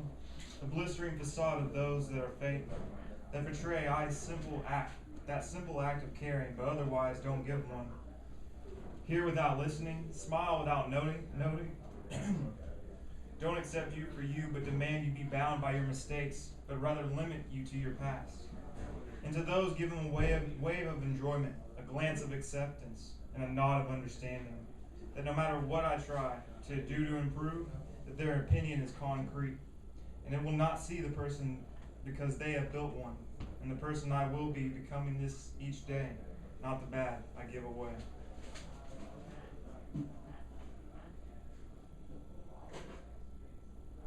And this one's called Enjoy. Enjoy. Try to impress. Try to seduce. I've heard the lies, but none of the truth. I try to look past what I choose to see. Each sun that comes up displays a new me. Confused and delighted by the loneliness of the street, with only the company of the light. Living in this body is overrated. I feel as if I should be uplifted, torn out gently yet forcefully into an experience beyond words. Clouded by the smoke, searching for the good within, surprised to find out we just thrive. Enjoy being alive. What is it worth? It's a combination of the right and wrong, mixed with the emotion and reason. A chemical transfusion of thoughts, hopes, and dreams. It is what you want and what you want it to be. The pure joy, the pure-hearted joy tainted with temptation. Is it worth your while? Maybe. But how long does your while last with this brief allurement? Does the next day taunt your thoughts? Does your mind reflect on what you should have done? When you are alone, what do you think about? What do you truly want? And can you push through the draw of your surroundings and ask yourself, if you can, is it worth your while? And good things. Travel back and forth. We got 3 rounds. Travel back and forth, miles no concern. Love for his girl, keeps constant burns. Leaves scars on his heart. It's hard to learn when you have a good thing right in front of you. Lay down, watch TV at night. Go to bed, wake up in spite. Wish you had a girl to hold on tight. And you realize you've lost everything right in front of you. And so you say, why? And you reply, it was fast and hard, no thought at all. Wondered how the world was so damn small. Jumped up with you with an arrow heart. You ran into it and you couldn't stop. And so you say, why me? And you reply, I'll come back to you in a blink of an eye. And I was here all along, girl, don't you cry. I'll show you love, I'll show you my heart. It's hard to rewind, even harder to stop. And it's all just an illusion. Don't make more of what isn't there. Hold on to the good things before they disappear.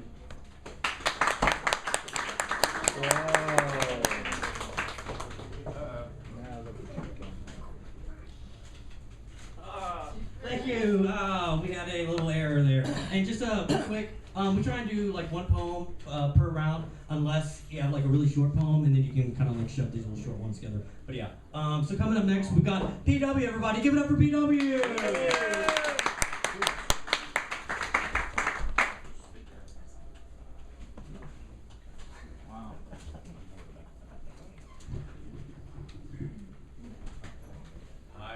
Very much so. I'm trying my best, but they told me I couldn't smoke out there. Really, they did just now. Fascist. No, if you have a dog, anybody in here got a dog? Did you used to have a dog? No. You grew up with a dog. There was a dog.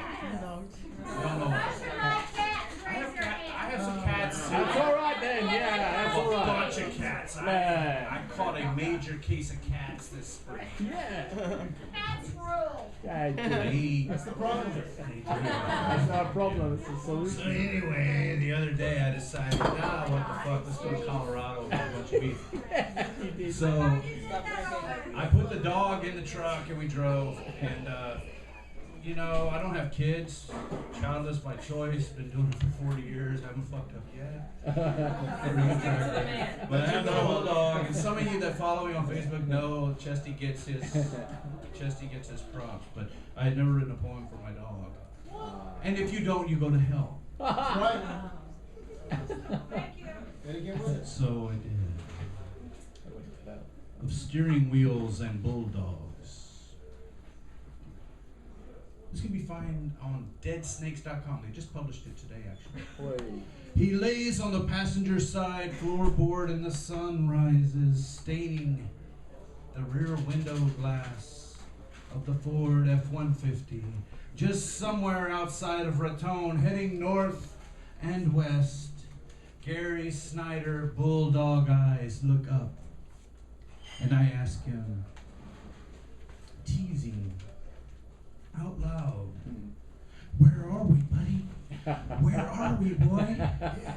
Just like I knew something that his canine mind could never contain.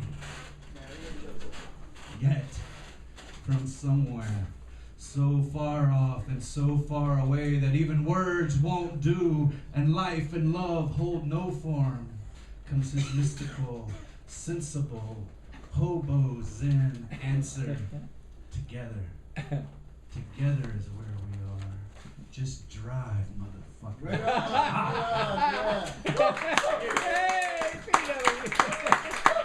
Hot dog. Are you okay? Yeah. He's drowning. All right, apologize for that. What? Yeah.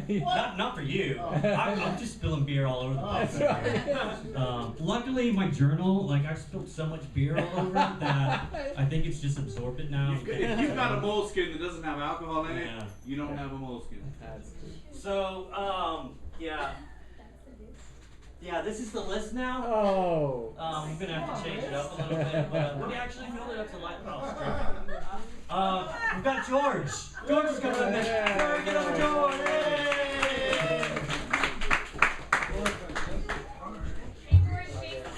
I'm sorry, I didn't. Yeah, no, it's okay. We're right there.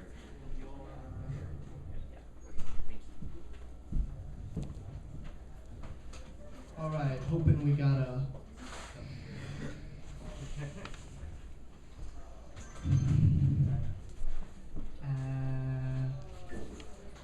Act of God, act of man. Please don't believe me when I tell you some militaries of this world use energetic weaponry to control weather. Or not, your freedom of speech can do anything to make this hopelessness seem better. Not speak too loud, they can hear you. Every microphone and camera, you must be important for them to fear you. Oh dear, you, yes, you.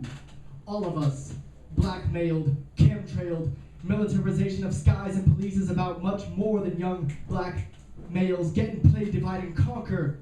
And what of the beached whales and radioactive isotopes? Being proactive is more than silly votes. Oil war refugees and soon-to-be genetically contaminated crops aren't waiting on ballot measures. Yet we chase vain pleasures, no refunds for wasted moments. Now, what was it your favorite TV show meant? Plush couches and luxurious mansions, properly placed so feng shui in front of smart plasma, not that of your blood, but screens. Ready to touch and seem like everything you want and need. Nude wilderness survival, secrets of the Freemasons, golf, lost tribes of the Amazon, commercials for discount lumber and exotic superfruit nutritional supplements. Mexican cartel bribes got police chiefs paid off in Freebasin, or chief that high-grade hydro Denver, Colorado deep underground military base. What are their lives like? If Department of Defense can afford to aerosolize nanobots, they could live vicariously through us? That website didn't use ALA citation, so there must not be CIA counterintelligence agents on campus on occasion. And our government would never facilitate terrorism in Asia, much less here on our homeland. Oh, poets, if they do, please expose them. Though Rosicrucian revelation of the method may cause them to do it themselves, if not by their own foolishness, but what of mine? Have I put you in danger? Mining alloys for microchips. Land of the free, founded upon slave and warships. Sinking. Where's the lifeboat? Remember your car filling with water? Fearing imminent death, I prayed to Yeshua. We made it to the home of the sweet Mennonite family. Power of consciousness, I'm told. To a mythology, some say I'm sold. I reckon my claim to ignorance counts as agnosticism, but tell them all religions are the same, 10,000 miles east of here. Oh, yeah.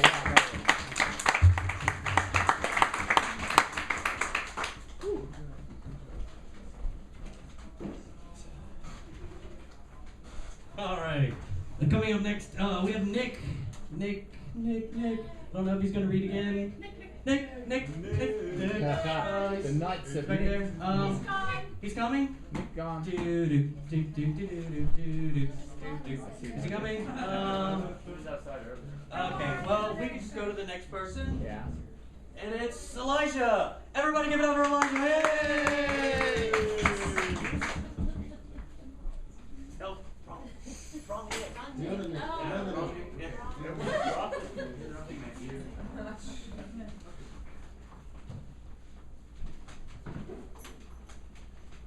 I swear to God, if you don't learn to shut up in the next 5 minutes, I'm gonna punch you in the fucking jaw, Elijah, she said 5 minutes before she punched me in my fucking jaw.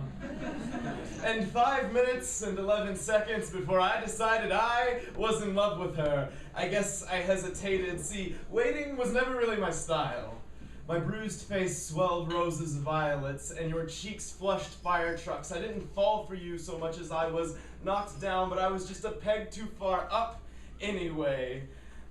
My vision became constellations exploding into supernovas, swallowing up my old world blues. The Big Bang that gave birth to my new universe was a warning shot. Moths view the world in colors we cannot imagine. Their spectrum covers so much more than the primary human triad. When you knocked my lights out, I learned to see infrared. And I painted a picture of you and me together in unimaginable technicolor hues, but I guess you couldn't see it that way.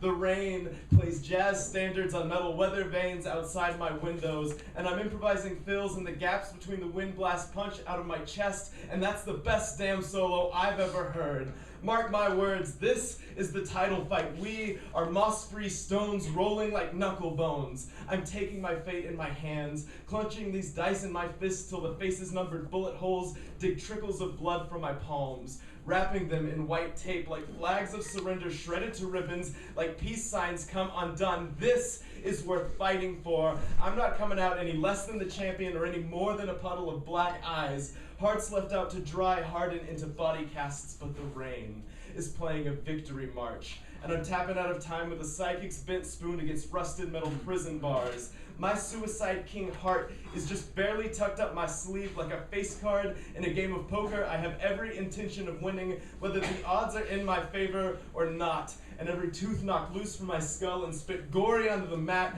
is met with applause from the audience that thunders like volcanoes erupting under seawater. pushing waves that wash the shores away. Today is the first day of my entire life. I finally know what I want. Why would I ever surrender?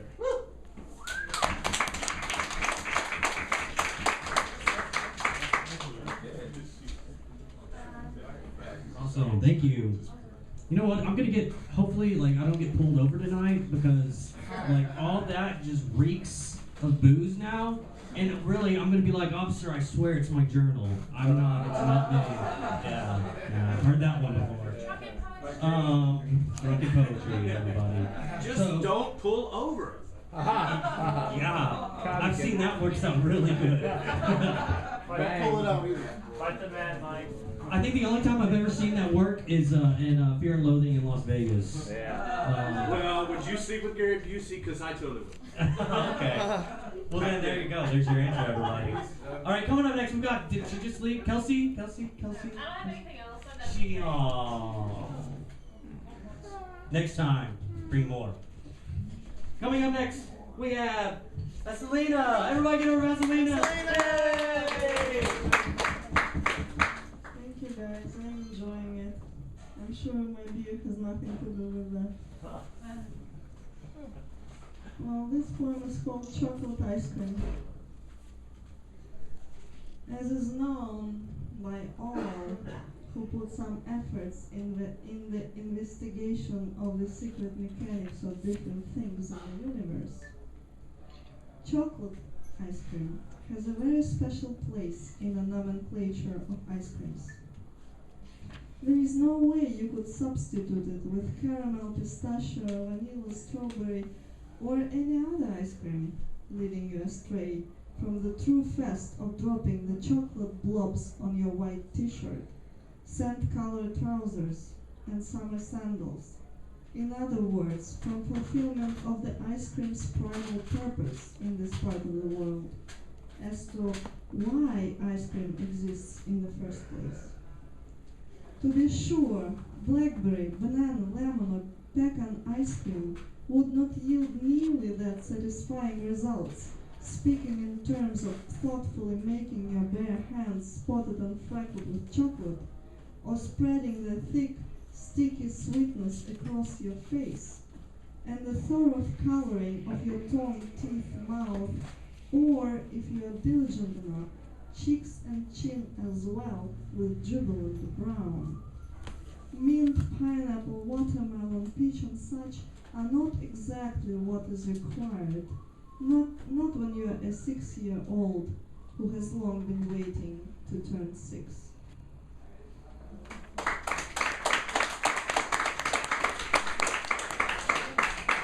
All right, thank you.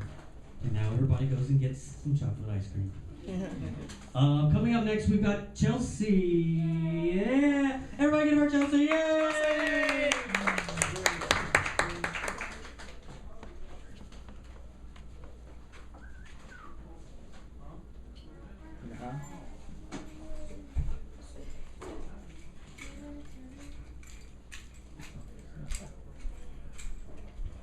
I'm really nervous about this one. So,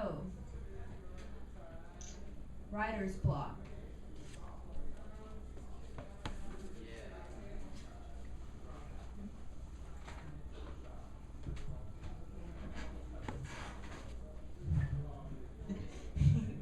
Come on, Chelsea, you got this.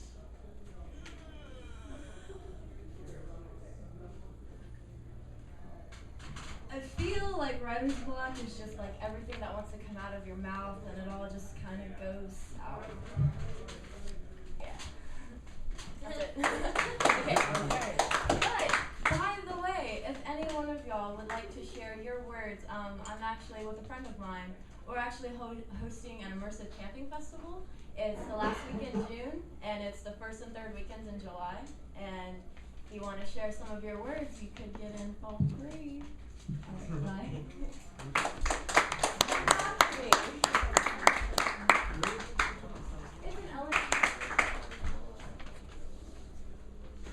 All right, thank you. We've got about 6 votes left. That'll be the end of round 2. So with that being said, everybody give it up for Trevor. Give it up for Trevor, yay! We win ever. 5 poets left. Okay, 5 poets left. Well, there you go. That was easy. Okay, give it up for Jamie, everybody. Jamie,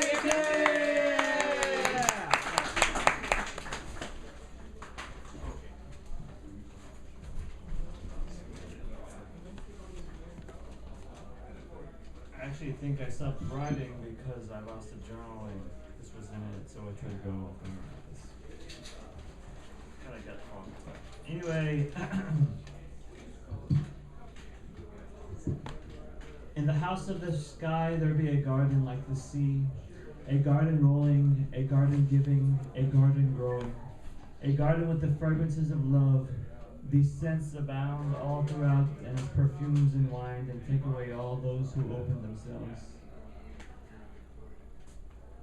In the sea there be children playing and running the garden's paths, arms stretched wide, and their sails be their smiles, while their laughter be the wind that carries them for miles. In this garden the gentle stir of leaves only moves with the echoes of laughter. It is the wind that moves. It is happiness. It is you that I hear. Beautiful.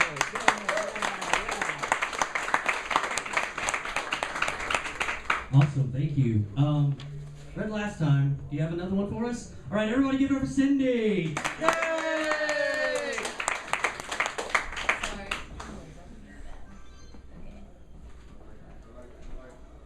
I bounced around about which one to do, but I settled on this one because it's never been done. Once when I was small, not so long ago, I stood under the shadow of a tall black man, and I believed just for a moment that one day my own would be long enough not to get stuck underneath his. Life and love is still an unknown to me. I think I've seen it once in the trees or in the interaction between flowers and bees, but standing there, it looked and felt like I was wading through honey. So I gave up on waiting and unleashed my naive. For the shadow man, I think I would cut off my hair. I imagine that we'll share endless nights of nasty, passionate, naked honesty, enjoying being two-dimensional, flatness, simplicity. Gladly, I would exchange the water in my body and instead become made of 70% truth. More fact and clarity than I've ever felt before take on a new mind, a new form. I think when we meet, he will look like me. I was taught that I am yet the flesh of his flesh, an overgrown fragment of his rib. I am blood and hair and melanin skin, but I want to be for him, to be nothing or less, or all or more. Before we cross paths, I want to be sure that I'm as tidy as possible, with my heart in good shape, back straight, head high, my lungs clean and ready. I want to break my piggy bank of self-hate and get pretty with what I've been saving. Pennies for each insecurity. Each time I believed a lie about my worth. For every word I used against myself or forgot that my sin is forgiven. I wish someone had told me then that no matter how many times I scream in the mirror, "You are your mother's daughter!" I'm still only 70% water. But living somewhere on this planet, there is a dark stranger and he is made of the same. When we meet, I will remember that we are both just blood, hair, and melanin skin, depending in the amount based on who he is, and just how fragile all of that is. Yeah.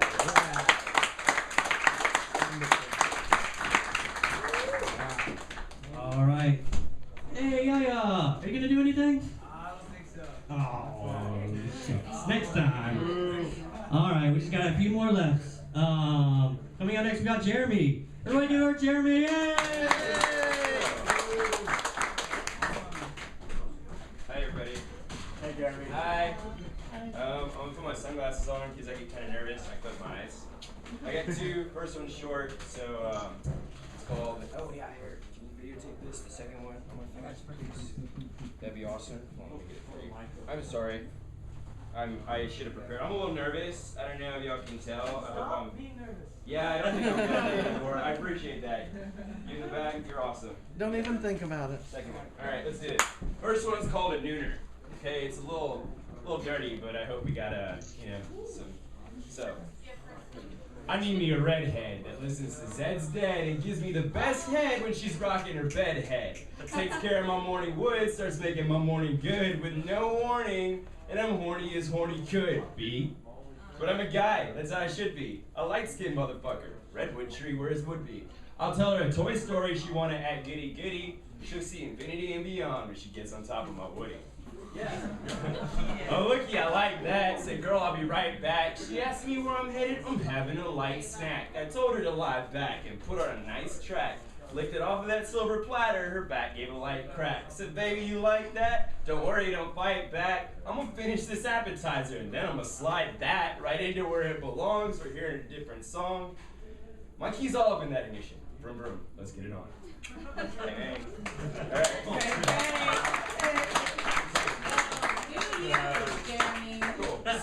Second one's a little bit, it's actually probably my favorite poem that I've written in a while. It's called Sugar Substitute. All right, it's about this girl I used to call her Sugar. So anyway, go ahead now. All right, my friends asked what I'm doing, like where I wanted to go in. They even ask about you, and I'm just like, let it go, damn. I get passive aggressive, just shrug, like, I don't know, man. Her heart thing, it's like Frozen. Do you want to build a snowman? And I ain't about that, standing around building snow people. Even less about hitting the town, getting around and know people. Invisible chicks, like all these bitches are so see-through or so evil. And I don't fuck with Sugar Substitute. No sweet and lows, no equal. No equal. Shit, like that, it sounds hard to forget. Made a list of fuck-ups, hell yeah. I'm gonna start with regrets. Regret losing that? More like regret trying so much harder, and yet, the harder I tried, I didn't realize the farther you get. But I'm gonna chill, do me. Yeah, girl, I'm gonna leave you alone. But you'll be sorry when you're home alone and you hear that tritone, but it's not me on your phone. It's some other guy looking to bone. But girl, when's the last time you let me in your zone? When's the last time you came around and fucking let me set the tone? I'm gonna leave it alone, but I hope one day you plan to listen. Cause you're a star, girl, and one of your biggest fans is missing. And he's the man. Seriously, I am. But you want to reprimand and diss him. Want some advice? Next time he comes around, shut up, stand there, kiss him. Who wouldn't miss him? Showing up with flowers at your door. The kind of guy that'll come over just to talk to you. Lay down for hours on the floor.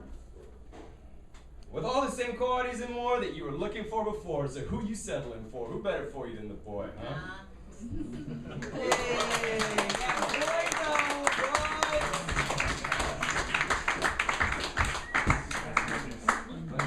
Hot damn. All kinds of feels. So many feels. All right. We just got two more, and that's it for round two. So coming up next, we've got Robert. Everybody give it up for Robert. Yay!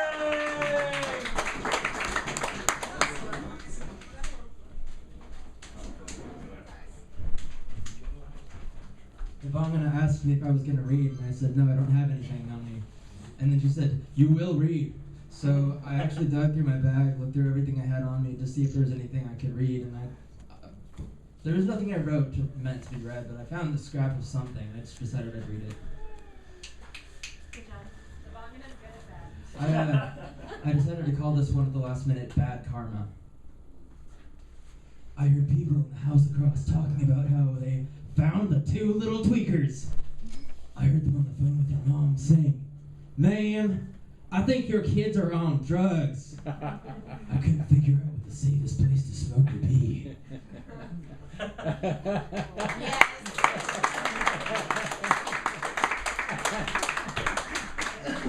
yeah. Yeah. All right, and our last poem, Poet. Yeah. And poem for round two is Nicholas. Everybody give it up for Nicholas. Yay!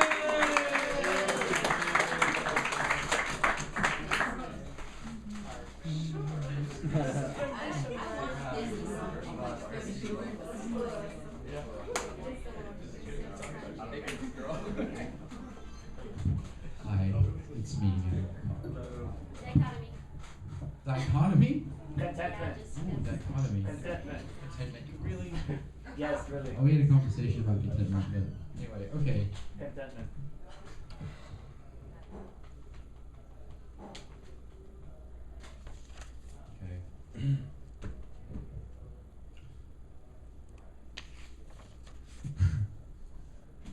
That second paper skin, a loquacious, lubricated love. That second paper skin that stuck to the sweat and dripped in words upon the floor. We fell into each other, making what we thought was a poem, what really was just an expression of what we hoped to find in something else. So as we sat there for hours contemplating what just occurred, the ink dried, and we had nothing else to write with, so we decided to write upon each other in fingertips and toes, lied in repose upon the bed, in the muffled sheets, in the muffled sound of loquacious ecstasy. Loquacious love was the answer of that contentment, of the dichotomy of chaos and order. When the chaos and order came to, it was nothing but contentment and peace. There was nothing else left to find but that loquacious dichotomy of dried ink.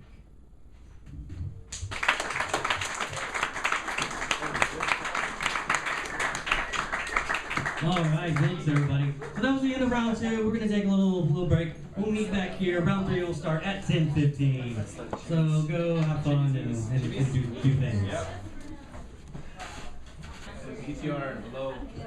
All right, everybody. It's that time. Oh yeah. All right, everybody. Okay. Round 3 is starting up right now. Right. So if everybody could kind of stop with the conversation. It's okay. Yeah, it's all right. We're just gonna go right into it. All right, everybody, give it up for Tom. It's got Andrew. Hey! How Khalil Gibran saved my life. Once upon a time in another world, I was running an open house. Homeless people, right? They had no home. People still have no home. But I was evicted from one place because I had 14 people who were homeless staying there. I went to another place living underneath an overpass. My landlady was Lebanese, and she said, "Tom, I know you've got homeless people staying in my home. My brother wants to evict you. But I know of the people's poet in my country, Lebanon. And as long as you're doing poetry, you have a home as long as I live." When I finally left and came to this strange Babylon, she gave me a pen to keep writing poetry. She got it, that what we're doing is holy and secular and necessary work. It is not just a waste of air or resources or time or space. It is important that every word be semi-precious like a jewel. That every word be polished to the point of precision like a sword in the hand of truth. Like some archangel wiping out all things like despair, ennui, apathy. I can't be bothered. I'm sorry. I haven't got words. I've got nothing to read. I've got nothing to say. I've got nothing to feel, and I cannot live today. That delay, deferred, deny is somewhere else tonight. You're here more than in physical presence. You are here to actually experience a unique alchemy of temporary community. We were talking about how far and how little we have traveled in all the years we've known each other doing open mic poetry readings. I always say you start with a blank page and an empty stage, and that is where you end up. Blank page, empty stage. Everything else is like ink, stains on the consciousness of the night. It will be wiped off by morning. You will have a fragment in your memory, but it won't form a poem because there are lines on your forehead, there are lines in your skin, there are lines of people outside who don't want to come in. The bottom line is, we are always beginning. And wherever we are, this is page 1 of the novel that will never be written. This is poem number 1 of the great epic cycle of haiku that says, yes, you are here too. You're not just a witness, but a participant. And this evening, waking the dead is both a necessary thing to do and one in which every one of you is part of the unknown puzzle of what is he really saying.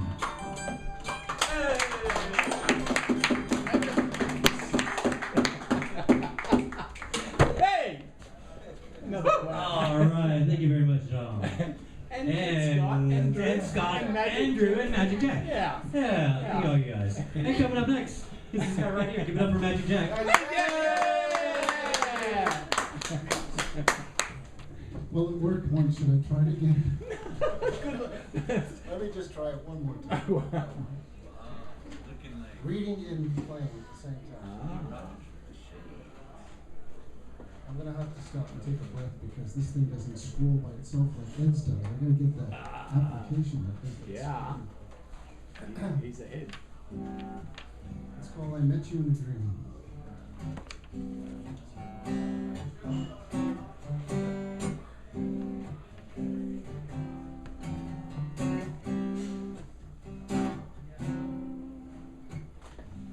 Met you in a dream. Just before my bladder awakened me. Reality broke the fantasy veil. Returning to my pillow, but I could not find the trail of that dream.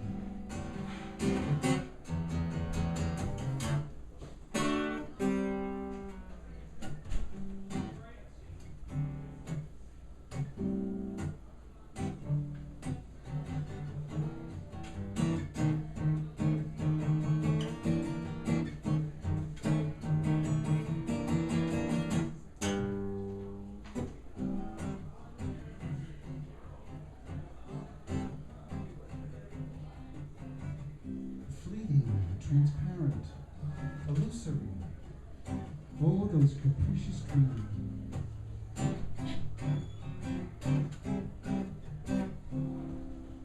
Evoking, teasing, startling, oh, please, I was so close to tasting your skin. Or was it a grape soda? Or was it coffee ice cream? Damn dreams. On to them. I can remember clearly now. Deceptive they are, those dream states. Unfair these danglings. Temptations, somnambulant, wishful, embracing. Deceitful advertising, but dreaming.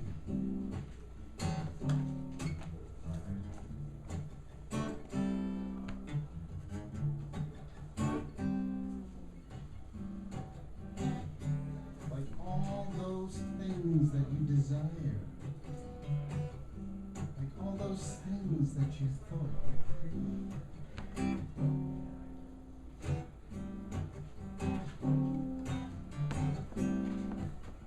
And then your bladder awakens you.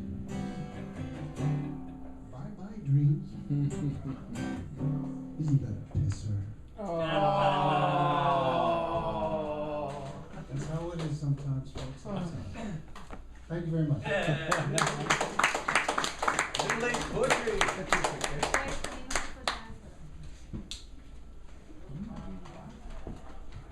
love that moment when everybody kind of goes, "Oh," yeah. It's still good. It's always good when you do that. When you can get that, have everybody on the same page with that. It's a cherishable thing. All right, coming up next, we got this dude. I don't know, it's whatever. It's this guy. Yay! All right, because I ended up sort of destroying most of my poems that I brought with me, I'm gonna have to fall back on my book. So this is something I wrote a long time ago, and it was obsession with some bees that I've had for a very long time. It's called With Bee I Wed. Hence came to me a peculiar sting, a passionate bee in a passionate flame. Thus pricked me to declare their devotion, that I the one for their fatal embrace, that I the one for their harikari, their barb, their sword, stabbed in me as a doctrine of devotion, declaring that this little bee had found in me a worthy escort unto oblivion's obsidian sea. Thank you very much. Yeah. And coming up next, we've got Ernie Lee. Everybody give it up for Ernie! Yay!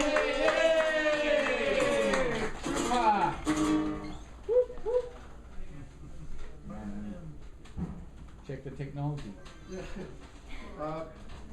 Tuesday night, here at the San Marcos Airport, at the commemorative Air Force hangar, there are it's a free movie night, Movie in the Park, sponsored by San Marcos City, San Marcos City, and the commemorative Air Force. So it's free. Come on out and join.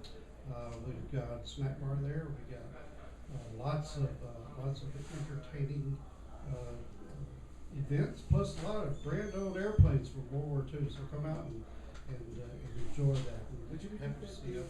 I'm sorry? Would you repeat that date? Tuesday night, 7 o'clock. At the old airport. At the airport here in San Marcos. It's all the way back down to the back of the airport. It's the commemorative Air Force. Their collection is awesome too. They have a A39. Thank you. We got a B-25 called the Yellow Rose.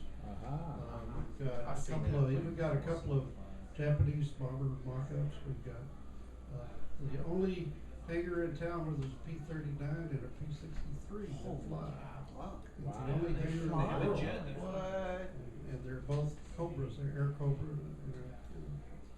So come on out and join us and enjoy the movie. Cat people still here? Yeah! All right, because we had a dog poem. Yep. And we can't let the dogs get one up. Exactly. This one's called Inside Cat. Inside Cat went walking around, nosing near and far. Came into the dining room and found the door ajar. Ventured out onto the porch to see what was all out there. Arched her back and walked sideways and ruffled up her hair. Felt the warmth of sunshine on her coat and the heat of the yellow sun. Saw vast lawns of verdant green and acres there to run. Saw feathered lunches in the sky. Singing songs of glee, butterflies went flying by, so happy to be free. Smelled the unrefrigerated air. And since she didn't know, touched her nose to a red rosebud and felt the summer breezes blow. Heard the squirrels in the tree give their cat on the back porch cry.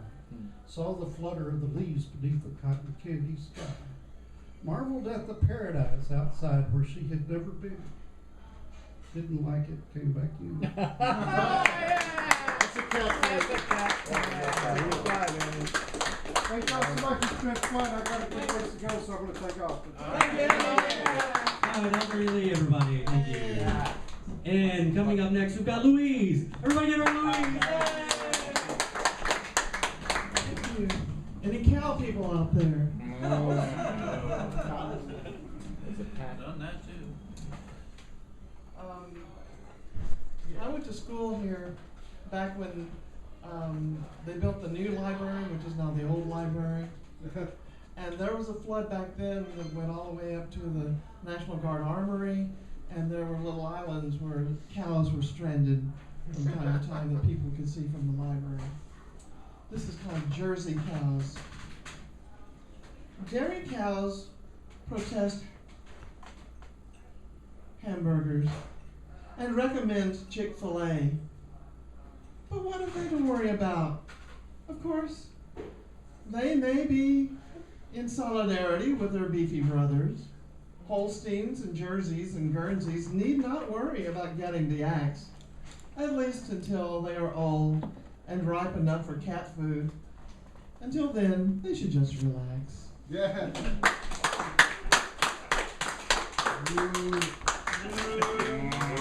Moving, very moving. That's interesting. At the last one, didn't we start howling too towards the end? Yeah. Some very strange things happening in round 3. Crazy. Sorry. Coming up next, we've got Scott. Everybody give it over. Scott! Scott!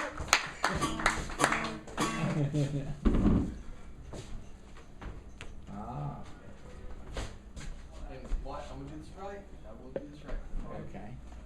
First, technique for the sound engineer people, don't pull it down, they freak out. So you gotta turn. Oh, yeah. Oh, I can do it that way too? That's the better way to do it. I don't know. It's sound. Better? So I heard something earlier I liked, but I don't know if it's still good.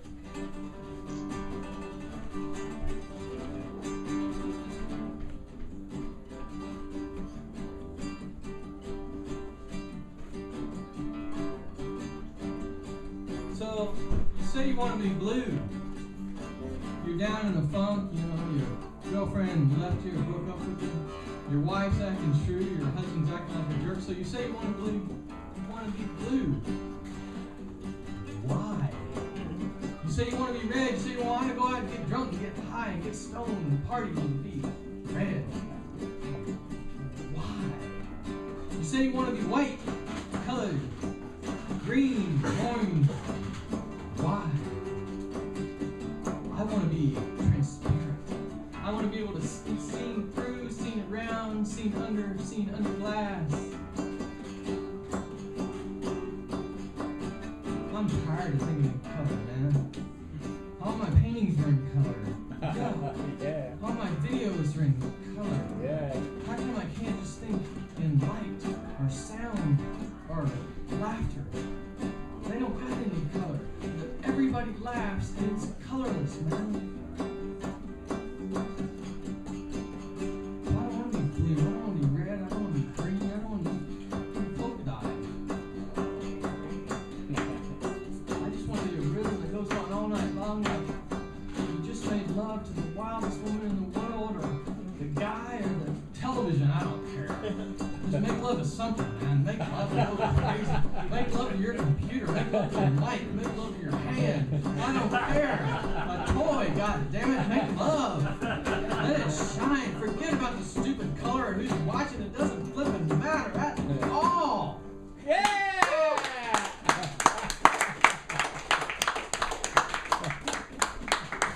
Oh, yeah, I gotta fix it. So, you go.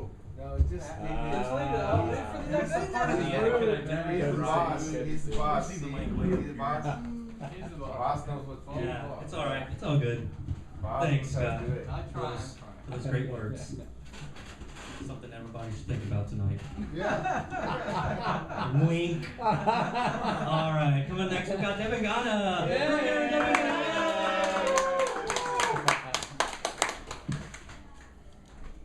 I'm going to read a poem of Rabindranath Tagore. He is a very famous Bengali poet, and he's the first non-European Nobel laureate. And this is a very famous poem. This is the translation of the Bengali poem.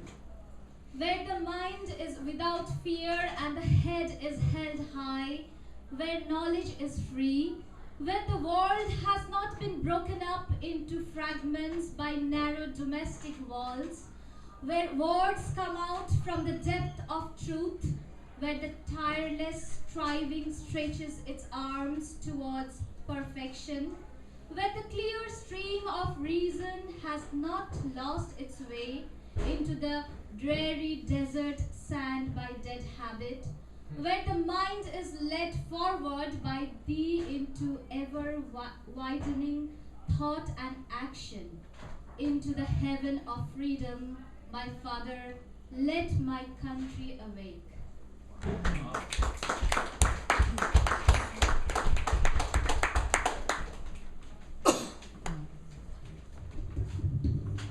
So, thank you. All right, and coming up next, we've got Robin. Everybody give it up for Robin! Robin along!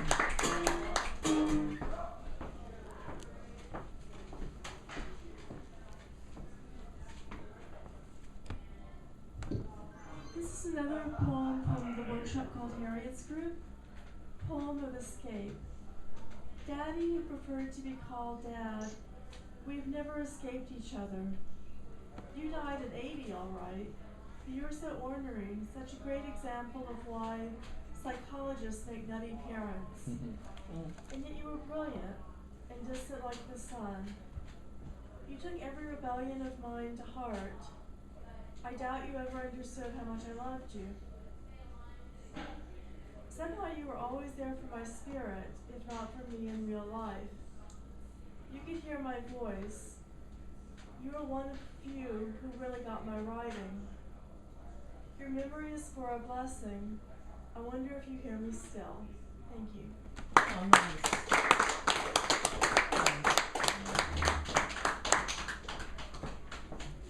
Thank you for that. All right, coming up next, there he is. Everybody give her Joe. I didn't see you, but there he is. Joe! I switched seats so you wouldn't. Well, it worked. Okay, I wrote this one down, but I'm going to try to do it from memory. Again, we'll see how it goes. This one is called What Drove Ivan Mad.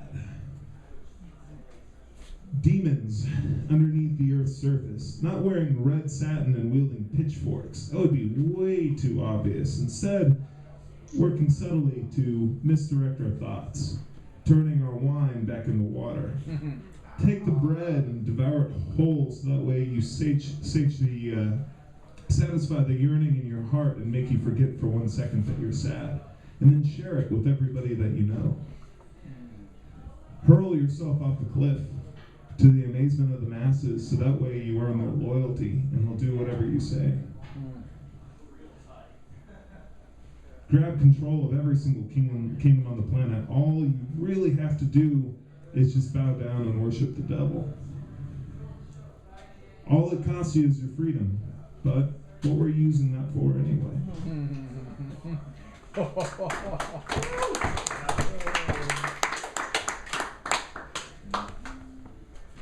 Awesome, thank you. All right, and coming up next, we've got William. Everybody give it up for William. Yay!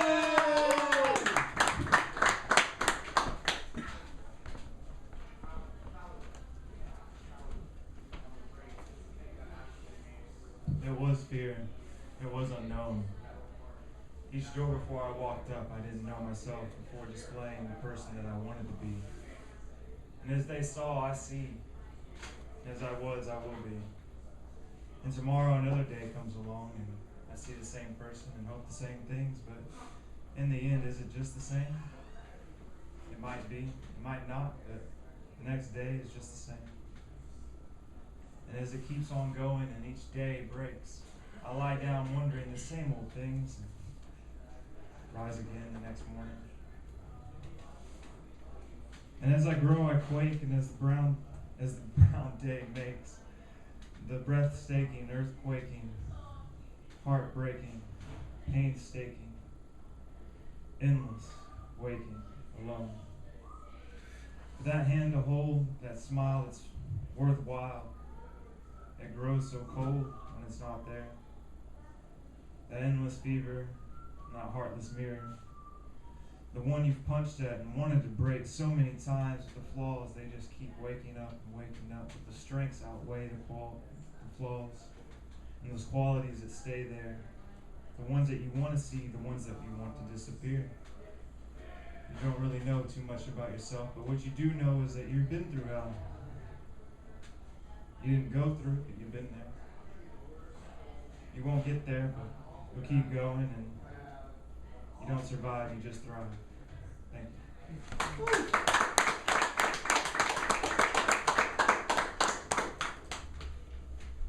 All right, thank you. All right, coming up next, we've got Mr. PW. Everybody give it up for PW! Yay!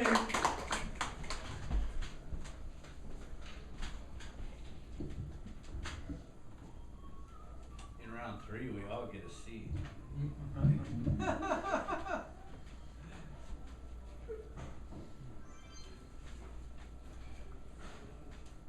This is a mashup of a couple of great American 20th century poets. Tom doesn't like it when you read other people's stuff, especially famous people's stuff, so I put my own spin on it. Good man. I made it for here tonight. Thank you. Let us be lovers. We'll marry our fortunes together. I've got some real estate in my bag, so we bought a pack of cigarettes and some fried pecan pies. And we walked off to look for America. Billy, I said as we boarded a Greyhound in Houston, Mexico seems like a dream to me now. It took me 4 days to hitchhike from Guaymas, and I've come back to look for America. Laughing on the bus, playing games with the faces. He said the girl with the pink iPhone was a spy. I said, be careful, her panties are soaking in chloroform. Tossed me a joint, I think there's one in my raincoat. We smoked the last of that an hour ago. So I looked at the scenery. He read something on his phone, and the moon rose over a swampy field. Billy, I'm lost, I said, though I knew he was sleeping. I'm empty, I'm aching, I don't know why. Counting the cars on the Pontchartrain causeway, they've all come to look for America. All come to look for America. America, I've given you all, and now I'm nothing. America, $2.27, January 17th, 1956. I can't stand my own mind. America, when will we end the human war? Go fuck yourself with your atom bomb. I don't feel good. Don't bother me.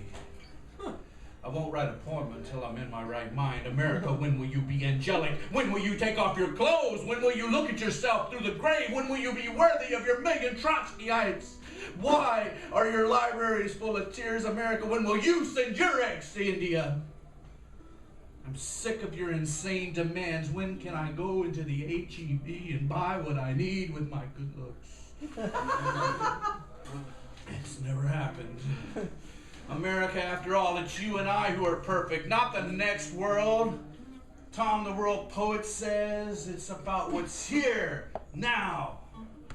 Not what has been. Your machinery is too much for me. You made me want to be a saint. There must be some other way to settle this argument. Burroughs is still in Tangiers. I don't think he'll ever come back. It's sinister. Are you being sinister, or is this some form of practical joke? I'm trying to come to the point. I refuse to give up my obsession. America, stop pushing. I know what I'm doing. America, the plum blossoms are falling. I haven't read the newspapers for months. Every day, somebody goes on trial for murder. America, I feel sentimental about the Wobblies. America, I used to be a communist when I was a kid, and I am not sorry. I smoke marijuana every chance I get. I sit in my house for days on end, and I stare at the roses in the closet. When I go to Chinatown, I get drunk. I never get laid. My mind is made up. There is going to be trouble. You should have seen me reading Bukowski. My psychoanalyst thinks I'm perfectly right. I won't say the Lord's Prayer. I have mystical visions and cosmic vibrations. America, I still haven't told you what you did to Uncle Max after he came back from Iraq. I'm addressing you. Are you going to let our emotional life be run by Fox News? I'm obsessed by Fox News. I watch it every day. It stares at me every time I sneak past the corner candy store or the beer joint or the Mexican restaurant. It's right there. I watch it in the basement of the Austin Public Library. It's always telling me about responsibility. Businessmen are serious. Movie producers are serious. Everyone's serious but me, and it occurs to me that I am America. And I am talking to myself again, counting the cars on the Pontchartrain Causeway. Thank you.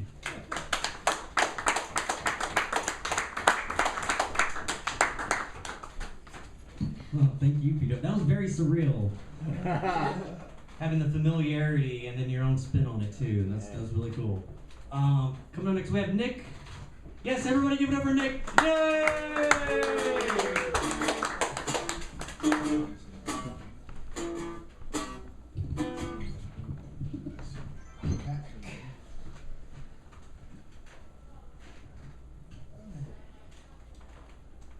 Come now, simple girl. Bring your hollowed voice and your rotten toys to the Graceland, as I will pay you the wholesome death of the daily farm.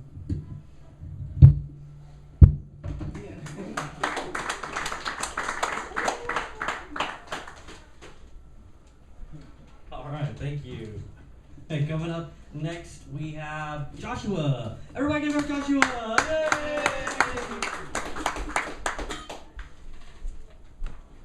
I'd like to do two if that's all right with y'all. No. No? Okay. Yeah, you're right. Okay.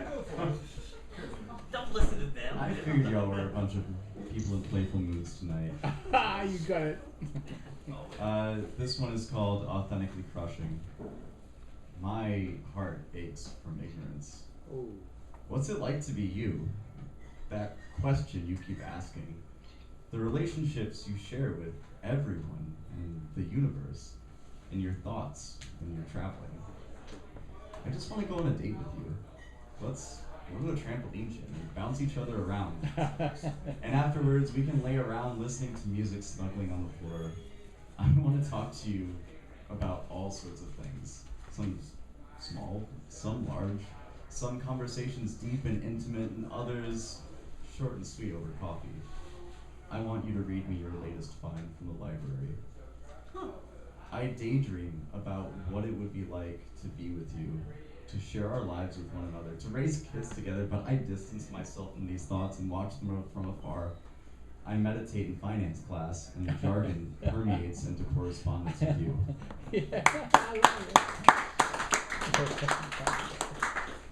This next one isn't mine, and I didn't even find it. A friend of mine found it doing some work for the American History Center.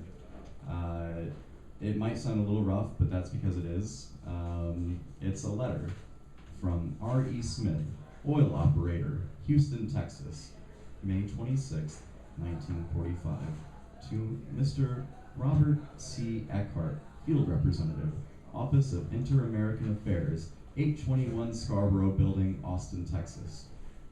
Dear Bob, in answer to your telegram, I followed your suggestion and, confidentially, and it must be kept confidential, there is absolutely nothing to it. A young Mexican boy, about 16 years old, I think full of marijuana, some dumb police handling, and the sassiness of the boy under conditions of that sort.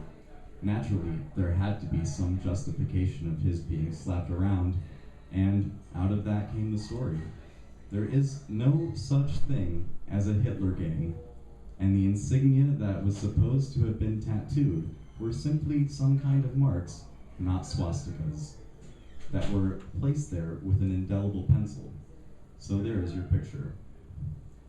The man who is in charge of the agency you spoke of is an exceptionally fine person, very broad-minded, thorough, and efficient.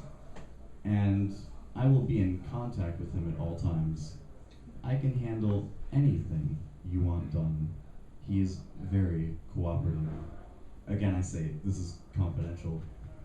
The police records and everything else here is available to me, and in many instances, the individual policeman will talk to me. If there's anything I can let you do, let me know. Sincerely, R.E. Smith. Whoa.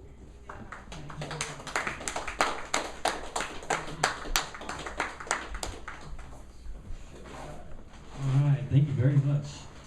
All right, coming up next, we've got Vesselina. Everybody give her Vesselina.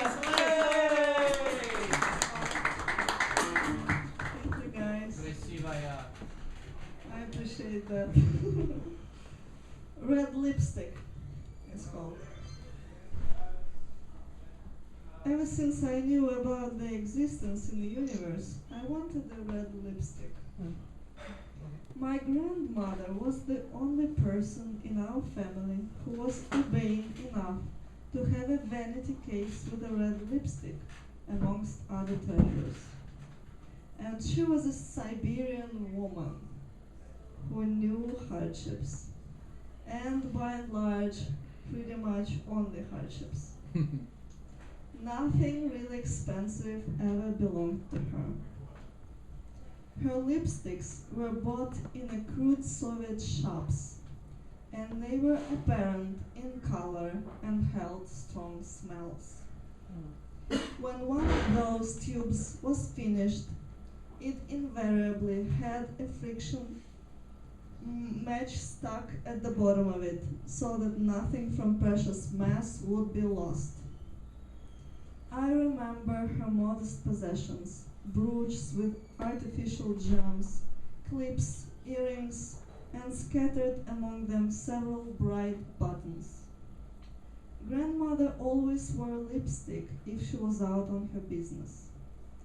The causes that drove her out of the house were fewer and fewer until they were narrowed down to the local health care provider, nearby shop, and hairdresser next building. And yet, her thin lips, prudently pressed together, were always graced with a violent pink or screaming red or obstinately brown. I could never achieve a matching consistency with my sporadic attempts to lead a life of a woman. I'd forget to apply lipstick, I'd never have time for that, and when I do, I would spread the color unevenly and then disfigure the attempted delineation with a careless gesture of forgetfulness. Not a very good starting position for wearing a red lipstick, the most demanding of all. My teeth were also a problem. They were always either too crooked or too yellow, or both. Also, I always was too young to wear the red lipstick until the very day I suddenly became too old to do so. The whole nomenclature of gestures related to the red lipstick thing was completely foreign to me. How women kissed each other and men with their lipstick still on. How do they eat, smoke, sneeze, drink from water fountains and plastic cups, use napkins and straws, was the realm of uncertainty. It's amazing how women can wear such a thing on their bare faces and everyone would take it as is. Still, sometimes I manage to apply and wear the aggressively, unapologetically, and undeniably red lipstick. It seemed to cross all the social borders at once. Even in the enclosure of a car, it interacted with people on its own accord, because it swiftly wiped out the windshield and shrieked at pedestrians and drivers. Thank you.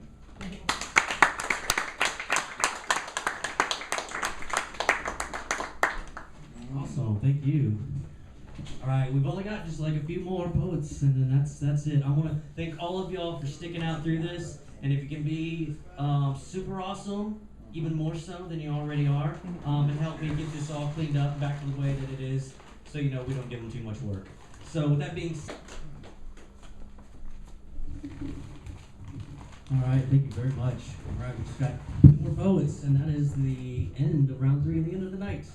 And this next poet, he showed up late, but we're glad he's here. Everybody give it up for Yaya! Yay! Alright. Sweet. Okay. Cool. Let's do this. Hello, everybody. Hello. Alright. I awake before the appearance of that incredible light to say good morning. I'm thankful, humbled by the beauty, light in all its colors. Enlighten this planet. Reveal the fruits of existence. I am here. Let all things manifest in the awesome power of your burning rays. Dear sun, overwhelm me in your glory. Peace, love, perfection. Oh, yeah.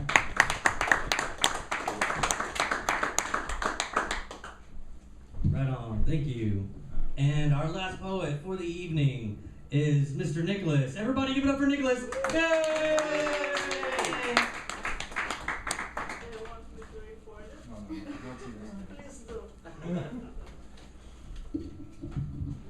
Okay, so Swallow it. so I think instead of, here we go. Sometimes I think, you know, sometimes you just need to speak. Sometimes you need to talk, and so I think part of the problem I've been having this evening is I'm trying to fit something into something. And maybe that be a mindset, maybe there should be an experience, but maybe I just need to just speak and talk. So, I think I'm just going to improv. Without any apology. She is as a perfect resource taken from the earth, in the infinity that is the old master's medium, taking the chisel, making her form of womanhood and her own expectation. The dust settles and the form is created. It is the infinity of a mortal infinity, one lasting impression that she has of oneself when the masterpiece is done, and she is the creator of her own expectations of womanhood. The silence when looking upon the last echo of that sigh of satisfaction. That is something to be said. That is something that is worth all the pain and blisters upon the hands and repose dipped into the salve. And finally, at last, it speaks. It speaks without saying. It simply is. That is what the statue strives to be, is something that simply is and tries nothing. Ironically enough, derived from expectation, it is that everlasting dust that is settled upon those hands. Thank you.